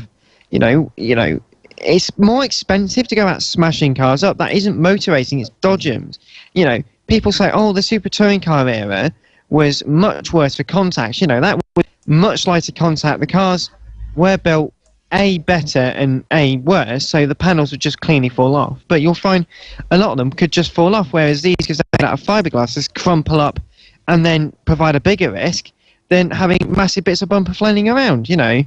Can I just say, Rob Huff had a fantastic meeting, you know, starting 28th on the grid. Absolutely. To going to second place, nearly winning race 3, is nothing short of fantastic. Yes, his move on Tom Ingram was a little bit robust, but touring cars should not be, you know, we can go too extreme in terms of going completely sanitised racing. That would be fine if it was. You know, a little bit of bumping and boring side-to-side contacts and a bit of nose contacts, fine, but you shouldn't have to shove people out of the way. And it was very hard-fought racing. You know, but the race 2 thing with Ashley Sutton and Colin Serkington, you know, what option did Ashley Sutton have? You know, they were going side by side, going through the final corner on the outside line. Ashley Sutton was run out of road. Where could he go? We see different drivers making... It's funny as well, because I've seen a picture on Twitter earlier where Colin Turkington made the same pass on one of the Audis. I couldn't tell whether it was Ant Niels or Ollie Jackson, but he made exactly the same pass on an Audi in one of the races as well. Colin Turkington made the same pass as what Ashley Sutton got penalised for, and Colin didn't. Exactly, and I mean, it's like with... this is what upsets me sometimes, because the British Touring Cars is one of the most prestigious touring car championships in the world. We should have some of the best touring car drivers out there, and yet we're seeing guys going absolutely hell for leather, bashing, pardon my French, but bashing 7 types of shit out of each other. But what's the point? Why are they spending so much money to go out there and embarrass themselves by completely destroying cars? You know, the manufacturers are finally showing some interest and actually putting some money into the championship. So why do we have to go on Twitter every race and say, oh, this was a disgusting race, how dare they not penalise X, or how dare they not penalise Y, when they've done this much contact with each other? Because it's a farcical, it's a joke, it's an embarrassment, because if we can't race cleanly, why do we go motor racing? You know, I'm not saying we should be sanitised, but we do need to be more careful, and more importantly, why make the move if you're going to shove someone else off? Because as we see with Josh Cook, just can't help himself. I don't know why, because ever since he's gotten back into that MG, a switch has turned in his head. Because all of a sudden he was doing really well, very well, calm, collected throughout the first half of the season. Moved back to MG, it just seems to have reignited some kind of fire. And it was an embarrassment. It was an absolute embarrassment at Snetterton. His driving standards, both MGs, was an absolute embarrassment. This is going back to the start. When we had this conversation early on in the year, Dan, we were talking about, what's his name, leaving MG and going somewhere else. Josh Cook. We were talking about similar kind of things. Daniel Lloyd. And MG's not being as competitive. Maybe Josh Cook is in his head. He's thinking, you know, I got to try harder because his car's not as good as what other cars are. And I can't be as competitive. But there's no excuse for pushing people off. No, I'm sorry, but if your car's not that capable, that's fine, because we get into the BOP point. But you know, the MG is getting a bit long in the tooth. It doesn't help that car's probably had more hammers thrown onto it and more crashes put into it than anything else on the grid. It's probably by now a complete wreck, held only by tape. I mean, I imagine that's what it is anyway. I mean, obviously Triple Eight, I'm not suggesting that, but you kind of just literally did. but in all seriousness, no, you know, I know the MG is getting a bit long in the tooth. It is an older chassis. It's still capable, but you can't, you know, as we saw we can't have races where you can't finish a race if your car's completely broken. And by the same virtue, it's actually really intelligent that they pulled out the penalty or the potential penalty for the infraction for race 1. What was it when he got the exclusion for race 1, the ban for race 1? Because what were the other choice? Because they either had held it till the end of the season and risk losing 2 meetings worth of points, which even in British touring cars, that's a lot of prize money they could lose out on by losing out on 6 races worth of points. But it then becomes down to a cost of why have we spent so much money to appeal it and then actually withdraw the appeal.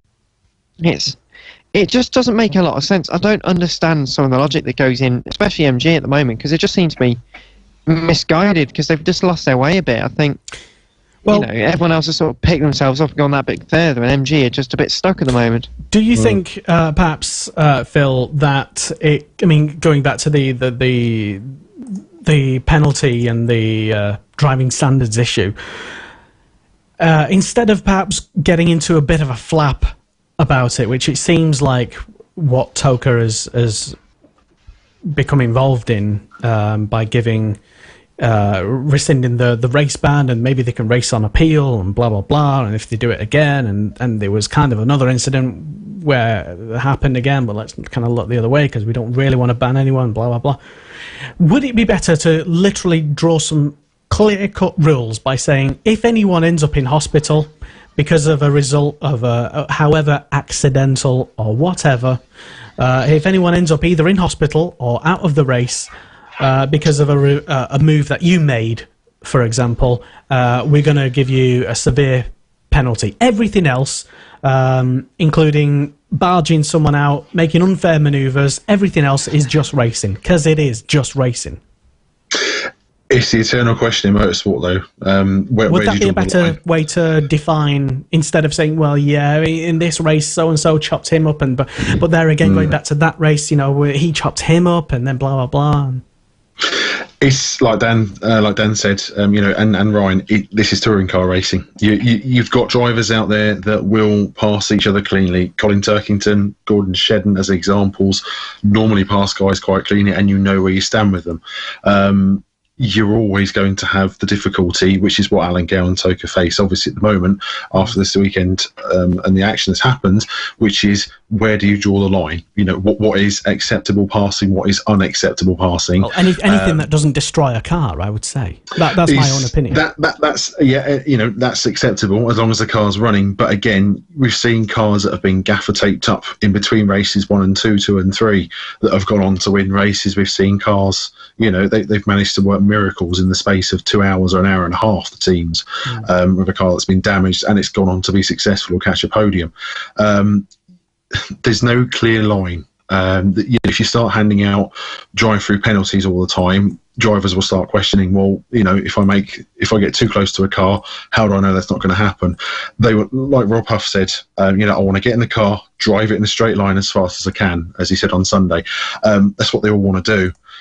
Unfortunately, you've got some drivers you can rely upon who know their racing room, who know who they can race against and what they can do. You've got other drivers that perhaps, I'm not saying they don't, everyone's got their on their own merit into BTCC, however they have, but there are times when you do sit and think, hang on, is there a little bit less talent here? Is there a bit more thought that needs to be happen? But again, like Huffy said on Sunday, he's here to drive a car fast, not look at where buttons are in a cockpit or try and figure out things. They just want to get in, get on with it, go as fast as they can, finish as high as they can. It's always going to be a difficult subject. It's always going to be something the fans are getting involved in as well, because they all support their own drivers. They all have their own views. That is the way of, as Dan said, sports fans in general, we've all got our own views and how we feel. Yeah. The TOCA do what they can. The stewards do what they can. You're never going to get a perfect answer or a justified answer to an incident on track. I'll tell you what, though, what I think, and this is an opinion which I know at least a couple of my friends share and a couple of people within the paddock share, is, would it be a loss if we lost even, 5, 6, 8 cars from the touring car grid? Because, I agree. I'm sorry, but if we're now having to justify why contact with cars is acceptable, again, we shouldn't have to be going, oh yeah, but it's touring car racing, they're all going to have heavy contact, and if a car's, not damaged, it's not crippled, we should carry on. I don't think he's trying to justify... That's not motor racing. That's not motor racing, though. But I think potentially thinning out the grid could be a benefit if it means we get higher quality entries, higher quality drivers, higher quality cars. Never means that. Because we all want to get to the pinnacle of the respective sports. But 32 cars, as we've seen at Knock Hill, Brands Hatch, Indy, it's beyond... I'm not going to say it's beyond dangerous. It's just hilarious how difficult it is for some of these drivers sometimes to negotiate it under certain conditions. So thinning it out to 26 cars, for example, a bit like Formula 1 used to do, would that be such a bad thing? Because yes, we get less variety in terms of cars, drivers and stuff, but the systems are designed for less cars. It will work better. I think it will certainly work better with less cars. We'll have less contact because there's less people trying to impress getting up there, and it's just everyone can just calm down a bit because I don't know, slightly less risky. I don't know, to be honest. I think just reducing the amount of competitors obviously means there's going to be less to crash into for each other, but if the problem is that... And if there is a problem, I don't even know, because I'm completely impartial. I don't really care who smashed into who. I just like to see good racing, hard racing, and nobody in hospital, which unfortunately wasn't the case this weekend. But both are on the way to recovery, so that's good. But could the issue be that it's with us? Maybe we have the problem. Maybe it's not... Well, where are you going with this? Well, I'm just asking, is it us that has the problem? Is it the drivers jumping on social media knowing full well that it's going to start a huge, massive argument with many different factions and perhaps something that might have been seen or incited as being a bit of banter to begin with? Obviously, it never ends up that way on social media anyway. So could the issue with like driving standards and complaints, instead of reducing the number of cars or banning drivers and whatnot, could it just be that it's us now as fans?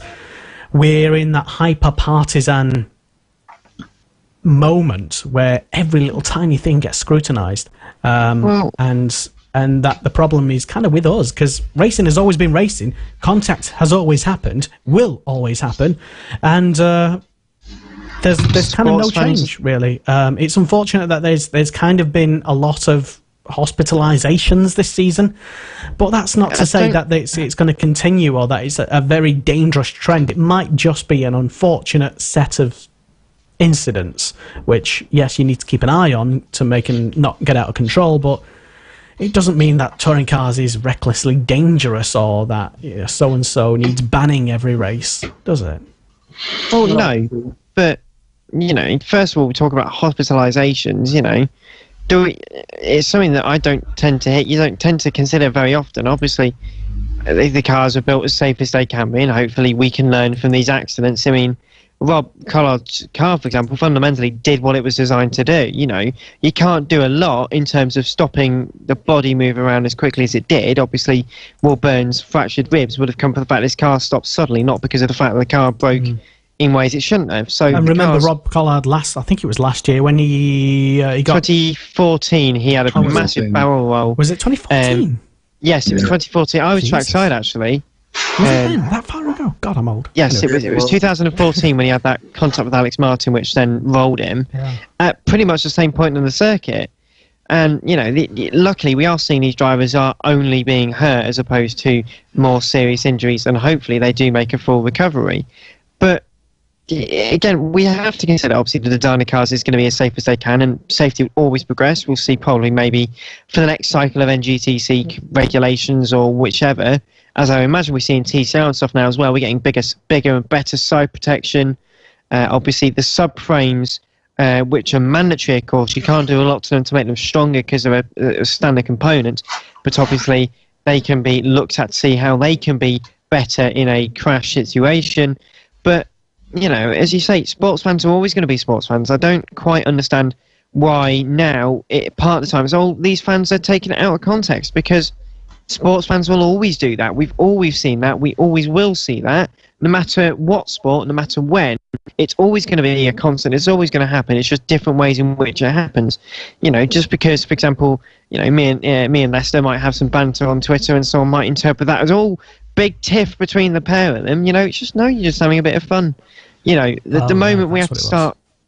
Anyway, the whole point is, you know, if you have to start clarifying things, you know, you're not really living then, are you? You're just having to apologise for yourself. You know, you are allowed to have an opinion, and you are allowed to have a bit of fun. So, you know, do whatever you want, and sometimes you just got to be just, you know, oh well, they said that, I said this, let's carry on. It doesn't mean anything to us.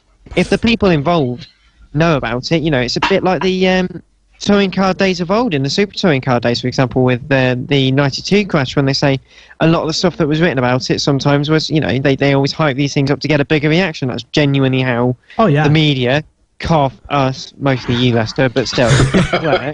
Well, you've got to, I mean, no disrespect to the non-visual and broadcast media, but when you're trackside or holding a camera or with reporting on a microphone, you kind of feel a responsibility to, I mean, why to report on something, and kind of, it's so easy to over sensationalize something and get a few extra Not that you've done it before. Oh, I do it every show, every single time. That was sarcasm. But. Yeah, but it's so easy, and it's kind of like our responsibility to do that. It's kind of a way of promotion as well, because I mean, if I go to, you know, if we go to, say, British GT this weekend and go, well, at the British GT Championship this weekend, so and so won, and it was a jolly good race. On to the next thing. Nobody wants to. Nobody will listen or watch that. And it's, do you know what I mean? You kind of have. And going back to what you were saying regarding the old style, the glory days of, as some might say, of touring car racing. Yes, they did overhype. They did put on a bit of a show, especially when they knew the cameras were watching them. You know, drivers would be a bit more animated if they knew the cameras was on them.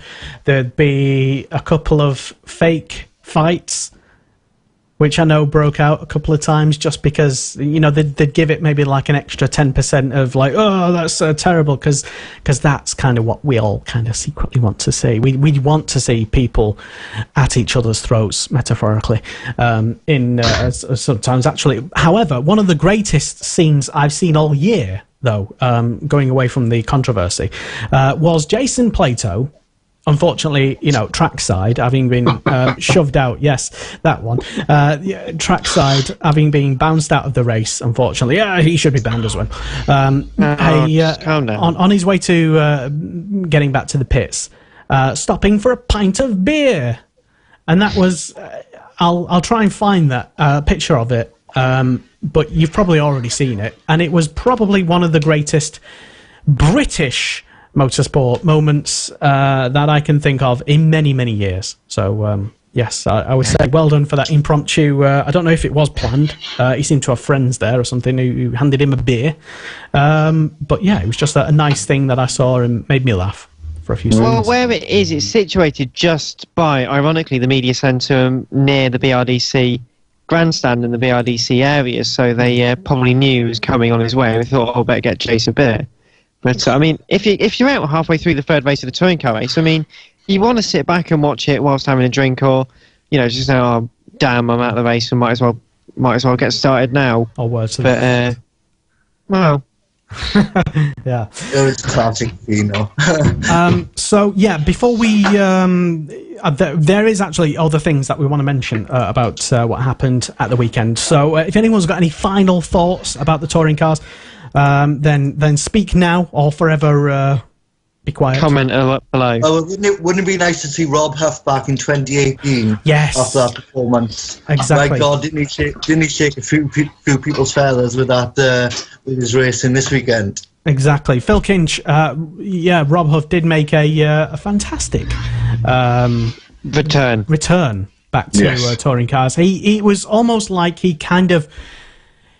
I had the sense anyway, watching him racing, especially in that third and final race, that it was kind of his home. It was kind of where he's supposed to be, really. Come back home, Rob. Yeah, I've got my own opinion on this as well. Oh, what yes, do you not like? Do you not like Huffy? No, I'm an absolute fan of Huffy. Okay. If anything, seeing his international touring car exploits has been something very enjoyable to watch over the years, and it was very, very good to be able to see him racing in BTCC and getting the Astra one up the front. Which Tom Chilton and Senna Proctor have been doing a very good job in trying to do all year. I mean, they fought really hard in that third race, and I thought there was absolutely nothing wrong with that. But apparently, in similar, I'm going back to old arguments, but in similar sort of races with different drivers, that would be multiple penalties and they'd be banned for life, that sort of thing. But again, it's racing, and it's also the third race of the day, which BTCC fans know. The third race, it's the last race of the day. Everyone just wants to go for it. Rob did his very best. I sat and watched the races back today as sort of point of reference. He was in the lead for 19 laps. So to be able to do that in the Astra in its first year, even with Rob's talent, is impressive. Two, the fact he held off Tom Ingram as best he could. Slightest bit of contact. Again, it's touring cars, no complaints as far as I'm concerned. And then going head to head with Matt Neal, again, a multiple British champion. Rob's a world champion, but he's been racing internationally just as long as Matt. And at the end of the day, regardless of the type of touring car you're racing, their experience is in touring cars. So seeing them going head to head, Matt was in a better position, prime tyres, no weight. It was almost as soon as he got into second place, I sat there myself and thought, okay, this isn't going to be long, but Rob still defended as hard and as cleanly as he could. A cracking race, a cracking effort, but my own opinion is I don't know if we'll see Rob Huff in BTCC next year.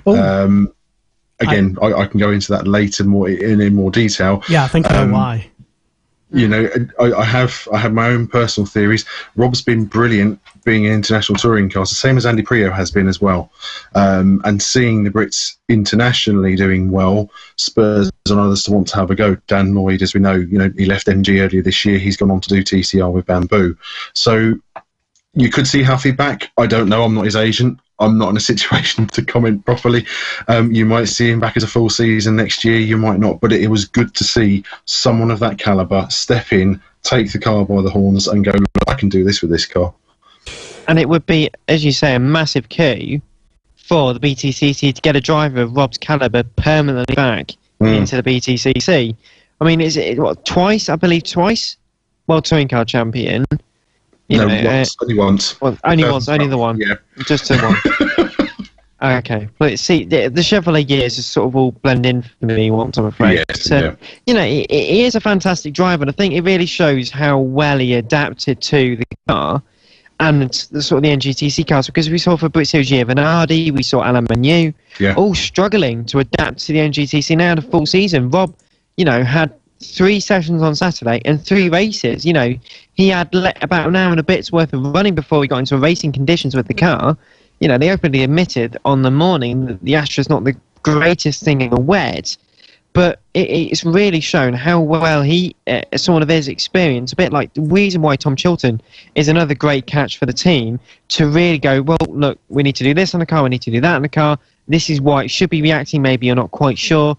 Obviously, with a younger guy called Senna Proctor, obviously, who's just won the Jack Sears Trophy, so a fantastic thing for him, and for Powermax as well, really showing how well the Astra's been going. But, you need someone of international fame and international skill in order to really bring the best out of the car. And, Rob Huff, I imagine, a bit like Andy Prio, would I reckon, with a good, now he's got this experience, could come back head on into not quite a title challenge, I think, but up there, a bit like the Matt Jacksons of this world, who will always be there or thereabouts. But would he come back permanently? At the moment, again, I can't see him doing so, because it's just, I don't think it fits his profile. So it doesn't. I don't think it really fits his profile. It doesn't fit what he needs out of the touring cars. To make a career out of it, he's paid very well, I imagine, to go and do it over in Europe as well. So it'd be great to see him back, but I just don't think it's worth his time, in all honesty. Well, an interesting one. Yeah, one area that maybe Huff could, and I think maybe Phil was kind of nudging and winking towards suggesting. One area that Rob Huff could be racing is, continuing to race in TCR for 2018. Maybe not TCR International, but maybe, Phil, TCR UK. I'll try not to get excited. No, I can't help it.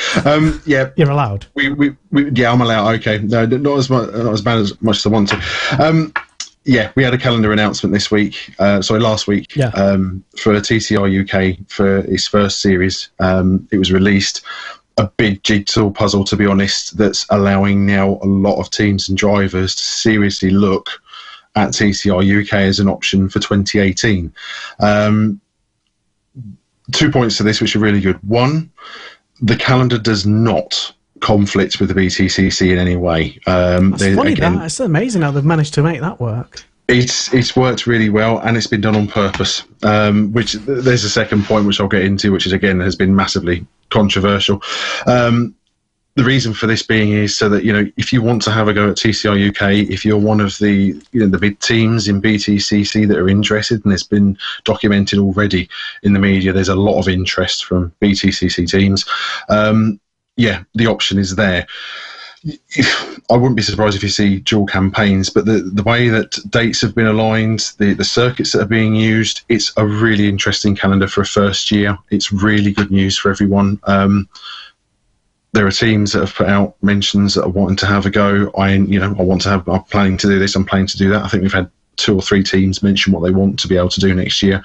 The calendar in place now, and the reaction I've seen from it doing my work on TCR, is this is exactly what people wanted. And having this announcement now in September, with the first round taking place at the end of March next year, gives a lot of people a lot of time to get programs in place. Looking at the calendar, itself, you've got the end of March, 31st of March, 1st of April at Silverstone, which is before the British Touring Car Series, British Touring Car Championship gets underway. So the opportunity is there for fans to see what's looking to be a really popular start for this new series.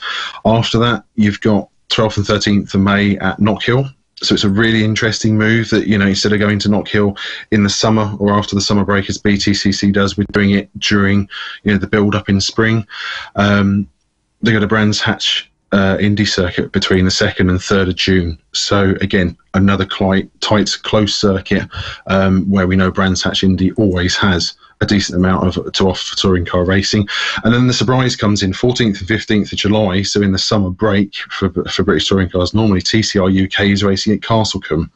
From the experts that are out there, and as far as I'm aware, I'll be honest, my knowledge of Castlecombe isn't too well.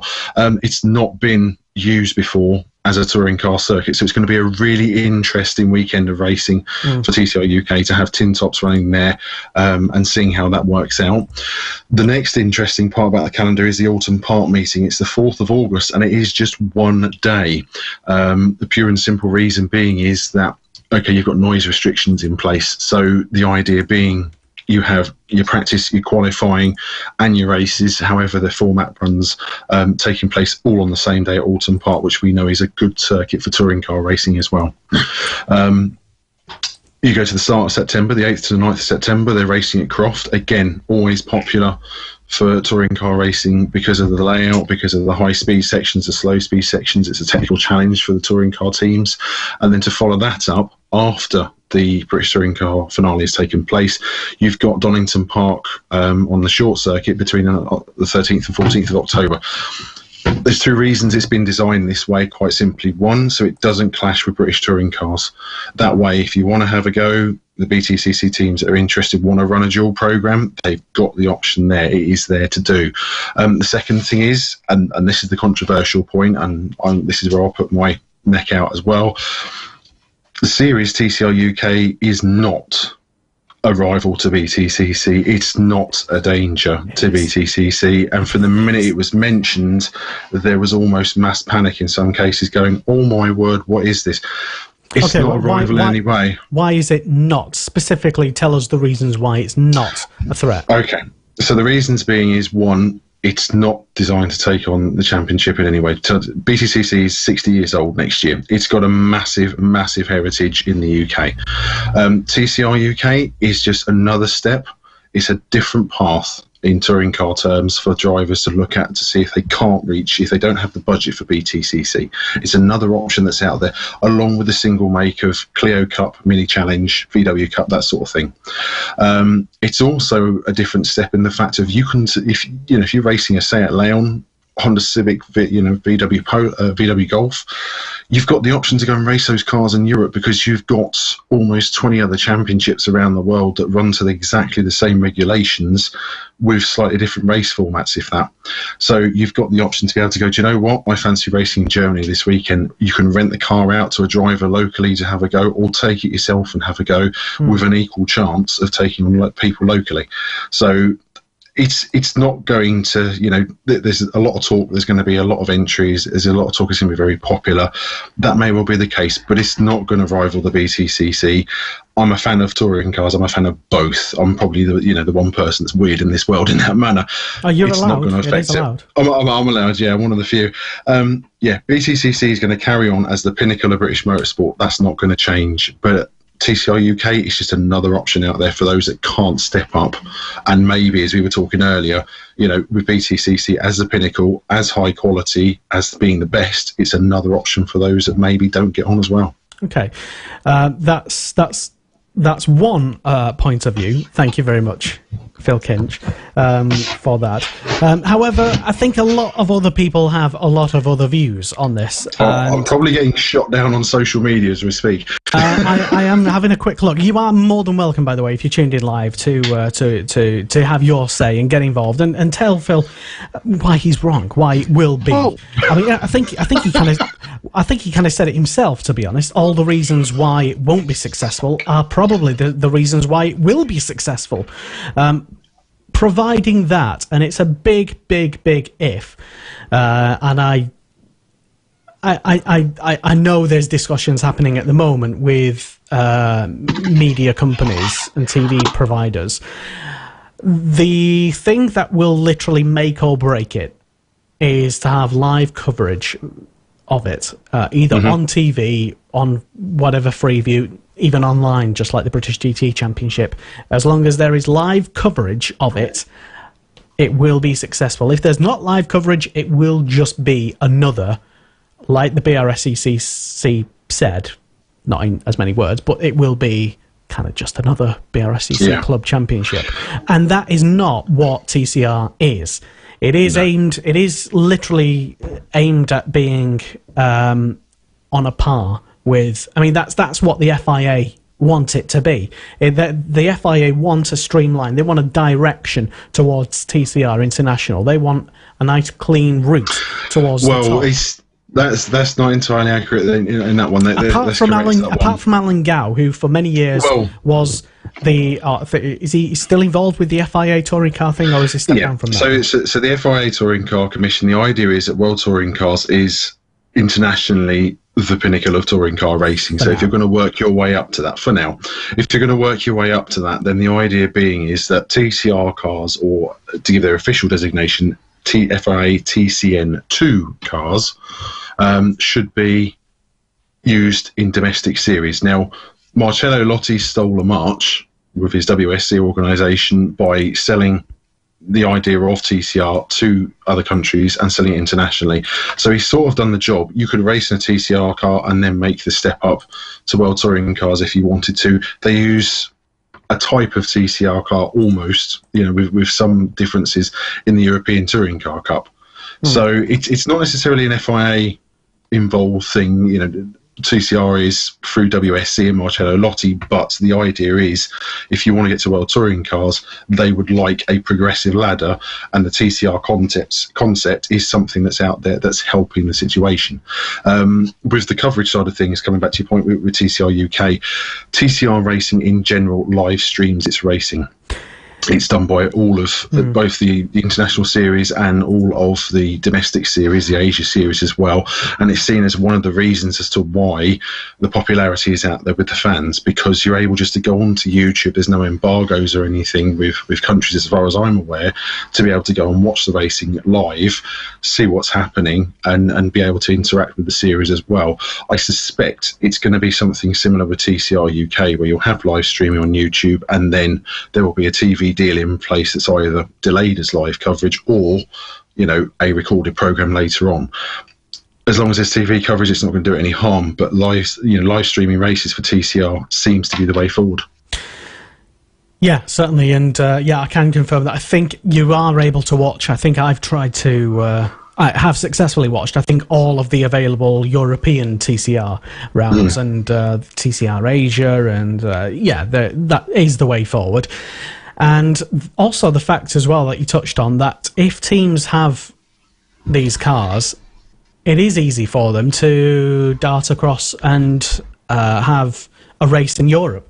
There could be, I can easily see a marquee, I don't know, endurance TCR race. Is that? I don't know if that. I'm not literally no idea. Like already takes place. Series. Yeah, that's it. Already happens. So there you go.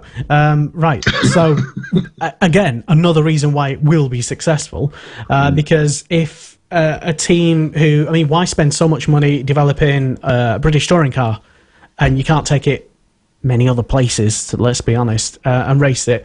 Why not just get a TCR machine? Know that you're getting probably the same amount of exposure after a couple of years, providing it's on TV in the UK. And also you can take it and race internationally as well. You might want to do a couple of races, or like you say, just rent out the car and, you know, Belgium, for example. I know that, or the TCR Benelux races that happen there. It could be TCR Germany. There's so much potential for it. And the 24-hour series as well. Yeah, that. And that is probably why it will be successful. Yes. So... But let's just wait to see what happens, because, you know, this...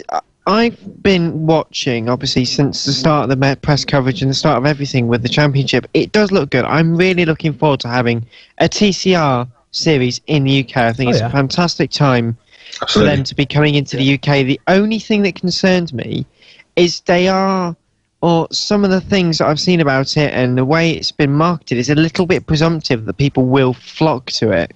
You know, the numbers, we saw this with LMP3 Cup at the start of the year and last year, when people saying, oh, it's a fantastic time to get into prototype sports racing and an entry-level thing, and, you know, you can team up with the ACO and race anywhere and blah, it depends who's saying it. I think it depends where the message comes from. If it's from the promoters, then of course they're going to say that. Well, yes, but the point was, we had this, I heard these conversations going on some of the paddocks last year, and yet we had 10 cars at the start of the year. We had a low of like 5 cars by, I think, Silverstone or Snetterton this year. So, you know, we need to be careful that, yes, it is going to be a great thing, and yes, you can do lots of things with them, but people maybe aren't necessarily going to make the investment with it. So I want to wait and see what happens, but I think TCR is going to be fantastic, and the fact that, you know, we're going to Castle Combe, you know, that's extraordinary. I mean, they are trying new things with these cars, but let's, you know, give it a year and see where we are at this point next year, because you never know, because maybe it might just turn out that the people that do want to do TCR are either attracted to the British GT package with all the live coverage and the British GT stuff, or just go back to the Clio Cup. You know, there's quite a lot in terms of already full grids in terms of that level of touring car, because you've got the full mini challenge grid, which can complete about 4 laps at a time without a red flag at most. The Clio Cup, which can complete about 4 laps at the one time without having a red flag or a car in the air. How's Lucas Ulrich been doing for the rest of the season? I've not seen him flying recently, actually. That's a shame. But oh, Dan, you're such a bitch. Well, no, he quoted. Sorry, can I just say he quoted in Autosport back in April after Donington Park, saying, I'm going to have to get a card with these air miles on for the amount of airtime I'm getting at the moment, which I think says everything about the driving standards in the Clio Cup you need to know. But this is my concern. You know, you need to be careful with these cars because these are actually quite big cars. They're very wide cars as well. I think they're as wide, if not a little bit wider, than the NGTC cars. Yeah. So, you know, around the very narrow British circuits, which Castle Combe is quite narrow. Autumn Park, which is using the full international loop, it's not using the island version that British touring cars use. That will be the full international circuit, as far as I'm aware, is very narrow, and we saw how well that went with racing last time. Brands Hatch, narrow.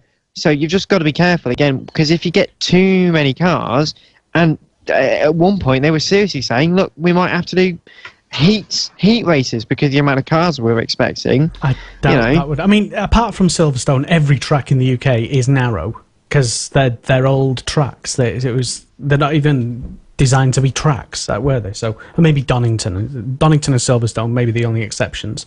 But yeah, one thought anyway, and it's just literal speculation, idle speculation, but it could really happen. I have a tendency for predicting things that could happen.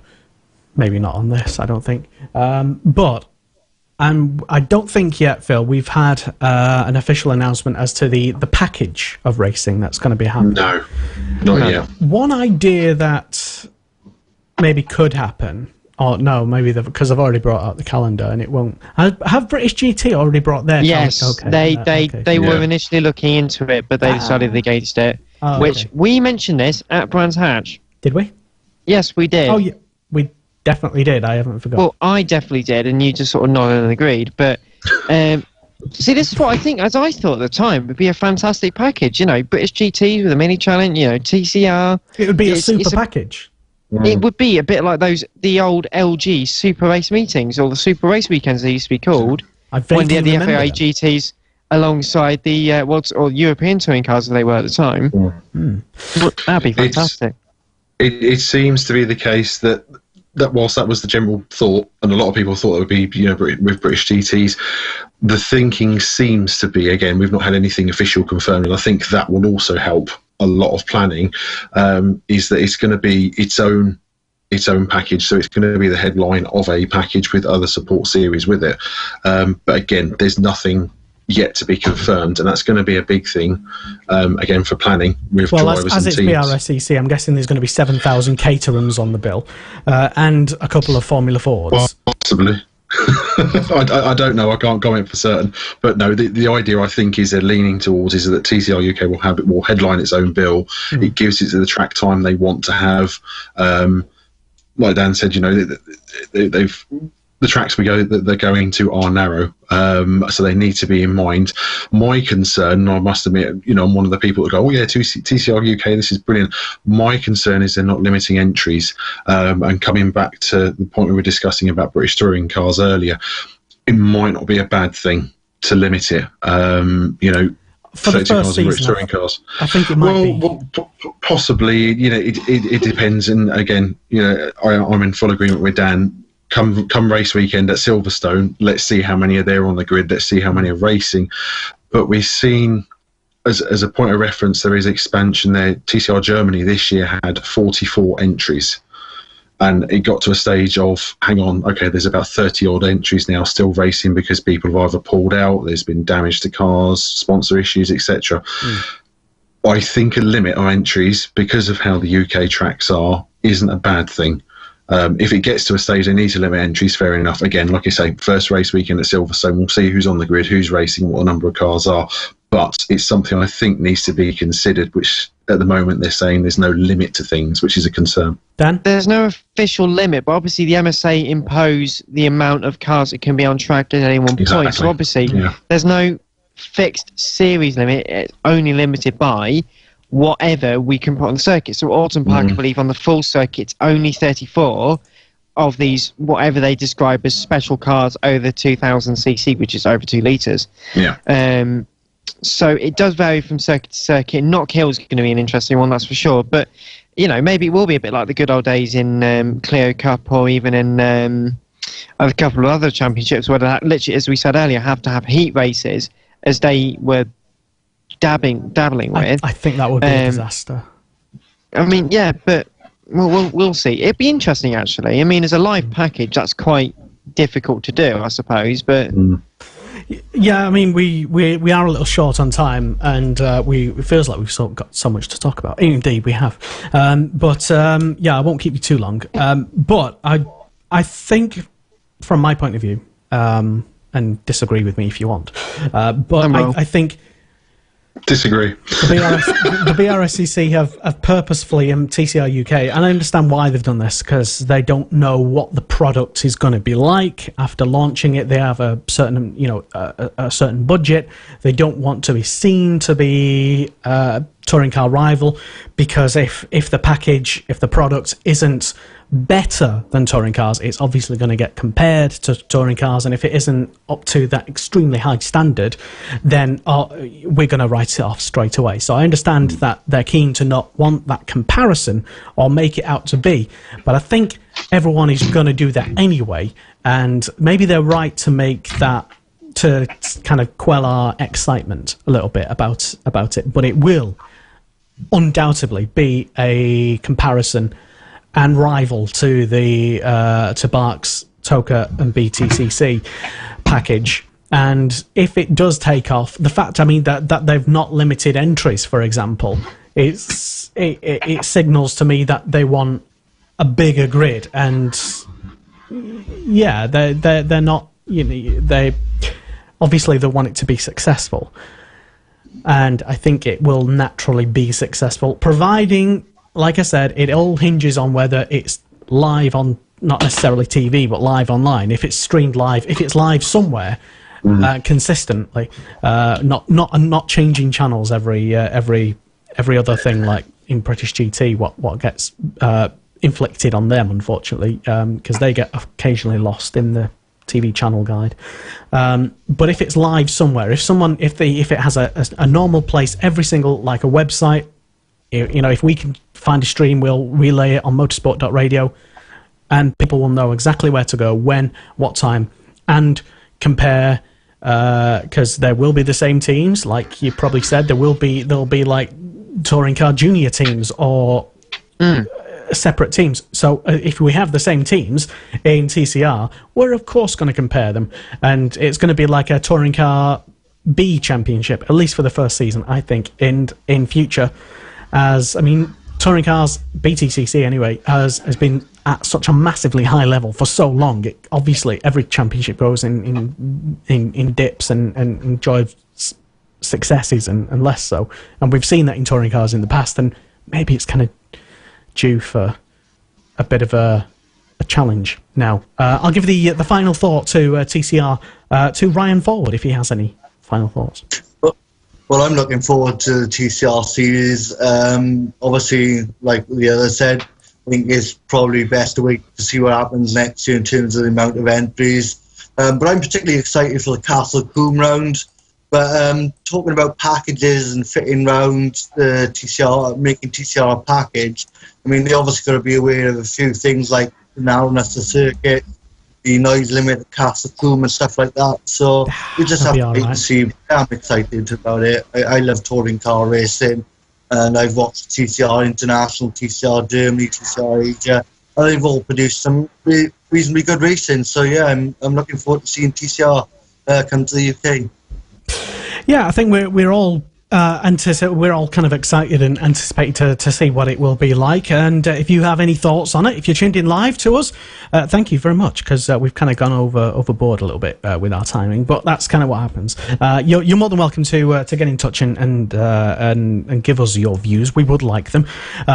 Don't think that just because we're off air, you can't join in on the show. You can still add your comments to the video, and also as well, this show is available as a downloadable podcast. Yes, we also do radio, don't you know? Here at Motorsport Radio, so you can literally head over to the what I don't know, what do the kids use nowadays for podcasting, the iTunes store, the old thing, the iThing, yeah, that's it. Download it from your podcast provider, and or you can just head to our website, motorsport.radio, sign up, join up, not sign up, and you can keep in touch with the inside line. I know Dan Marr is on his phone, literally doing that at the moment. Right now, He is. And we will be... can we quickly... have we got time to talk about the British GT Championship this weekend? It's going to be exciting. That's all I'm going to say on the matter. Seb Morris. Oh, yeah, Ryan... Touch wood. You can't... I'm hoping Seb Morris and Rick Parfitt Jr. win it. I really do. But the Lamborghini of Minshaw and Keane could be... It's going to be interesting. It is going to be interesting, like Dan said, yeah. Certainly will be. Yes, it's once again the pinnacle of British motorsport will be coming down to the final round, and how exciting is that? This weekend at Donington Park, and it will be live on Frontrunner TV, I think, certainly on YouTube, and we will find a stream and restream it on motorsport.radio as well.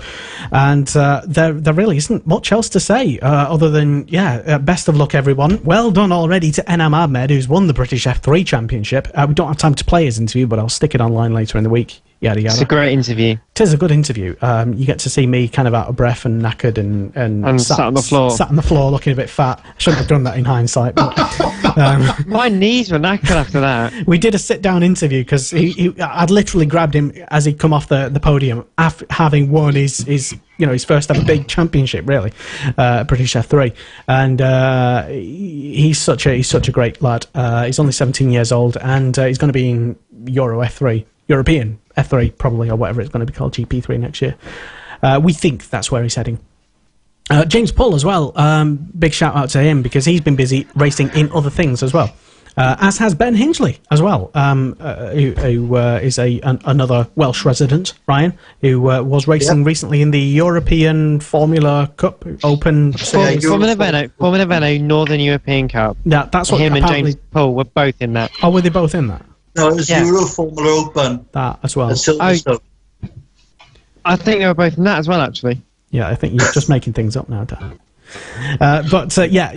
Racing in other things as well would be the main thing to say. And I am kind of disappointed that I won't actually be at Donington this weekend because I followed them right through the season. I've got to know a lot of the drivers, and I have to thank all of the F3 drivers as well for letting me stalk them throughout the season, including Skype interviews and various Facebook messages, arranging interviews and setting things up, and throughout the weekend as well, just kind of hovering around and generally being a bit of a pain and trying to eavesdrop in conversations to find out where they're going to be driving next year. It's breaking news, but none of them ever did, so well done to them for that. But yeah, it's been a fantastic championship. British Formula 3 and British GT Championship as well. It's been amazing to follow them all season. It's fantastic, but don't forget, we're still going to be there, just because good old Lester's not going to be joining us for the final Motorsport Radio round. will still be there. I, however, will be in Glenagors for the next round 7 of the 2017 Cool Fab Racing British Minibikes Championship. Yes, we will try and find a good 4G signal and stream it all live visual radio. We will definitely try and do that for you. And a big, huge congratulations to Bradley Ray from BSB, and currently also as well a Cool Fab Racing British Minibikes Championship rider, because he scored his first debut BSB podium, finishing 3rd in yesterday's second race at Alton Park. That was a magnificent achievement by Brad, and I don't know if he'll be racing this weekend. He usually kind of is, but if he is, we'll tell you about it. And it's kind of unprecedented to see, maybe not unprecedented, because we had Danny Kent racing last year, world champion. But it is nice to see such massive names racing on mini bikes with the kids in a very reputable ladder championship towards BSB. So that'll be great to see, and it's the 7th round of 8 this year, coming up this weekend at Glenagors. Entry is free, so Ryan, if you want to head over and, I don't know, get the bus or something to Glenagors, you're more than welcome to. I doubt I'll be going anywhere far really for a while, but hopefully next year. You're more than welcome, and that offer is extended to anyone. Like I say, even if you're not massive on mini bikes, the racing is so competitive. It's so unbelievably close. It's like watching a mini BSB. and I'm not I even. don't I'm not think you even realised what you said then, did you? I don't think you realised what you said then, did you? I will implore though, as obviously I was there last meeting. It was a fantastic last meeting at Wilton Mill, so I do highly suggest following on for the rest of the season as it draws to its close. Just 2 meetings left to go. Indeed, and Glanagles is a fantastic track as well, so definitely worth going. well, yeah, you would say that though, but no, to be fair, it is really good. That's where I'll be this weekend. Dan will be at Donington. Phil, what are you going to be keeping your eye on this weekend? I suspect it's going to be the DTM that's going to be keeping me a little bit occupied, but I've got a lot of prep because there is World Rallycross building up for the weekend after in Germany. There's also BTCC, and hopefully, if plans come to fruition for the 5th year of trying, I'm going to actually stay up live the weekend before my birthday and watch Bathurst, all 6 hours from Australia. Love doing that one, or trying to catch up with it. So yeah, just sort of taking a nice easy weekend, gentle eye on the guys in Spielberg in Austria, see how they're doing in DTM, and then building up for World RX, BTCC and whatever is due to come. Yeah, and you're more than welcome to come back here on Monday Motorsport on Motorsport Radio. And I thank you for making your debut. You've done well. Congrats. And to Ryan Forward as well from Motorsport in Wales, or Welsh. I always get the thing confused. What is it again, Ryan? Sorry, I'm really sorry. At Welsh Motorsport on Twitter. Motorsport in Wales is the name of the company. That's the one. So check Ryan out, and he will be unashamedly promoting and singing the praises of all and any Welsh drivers, Welsh teams, Welsh racing circuits as well throughout this weekend, and including Seb Morris and Ben Hingley as well, just to name 2. So guys, thank you very much for coming on the show, and thank you very much for tuning in. You've done well done for 2 hours and 20 odd minutes or so.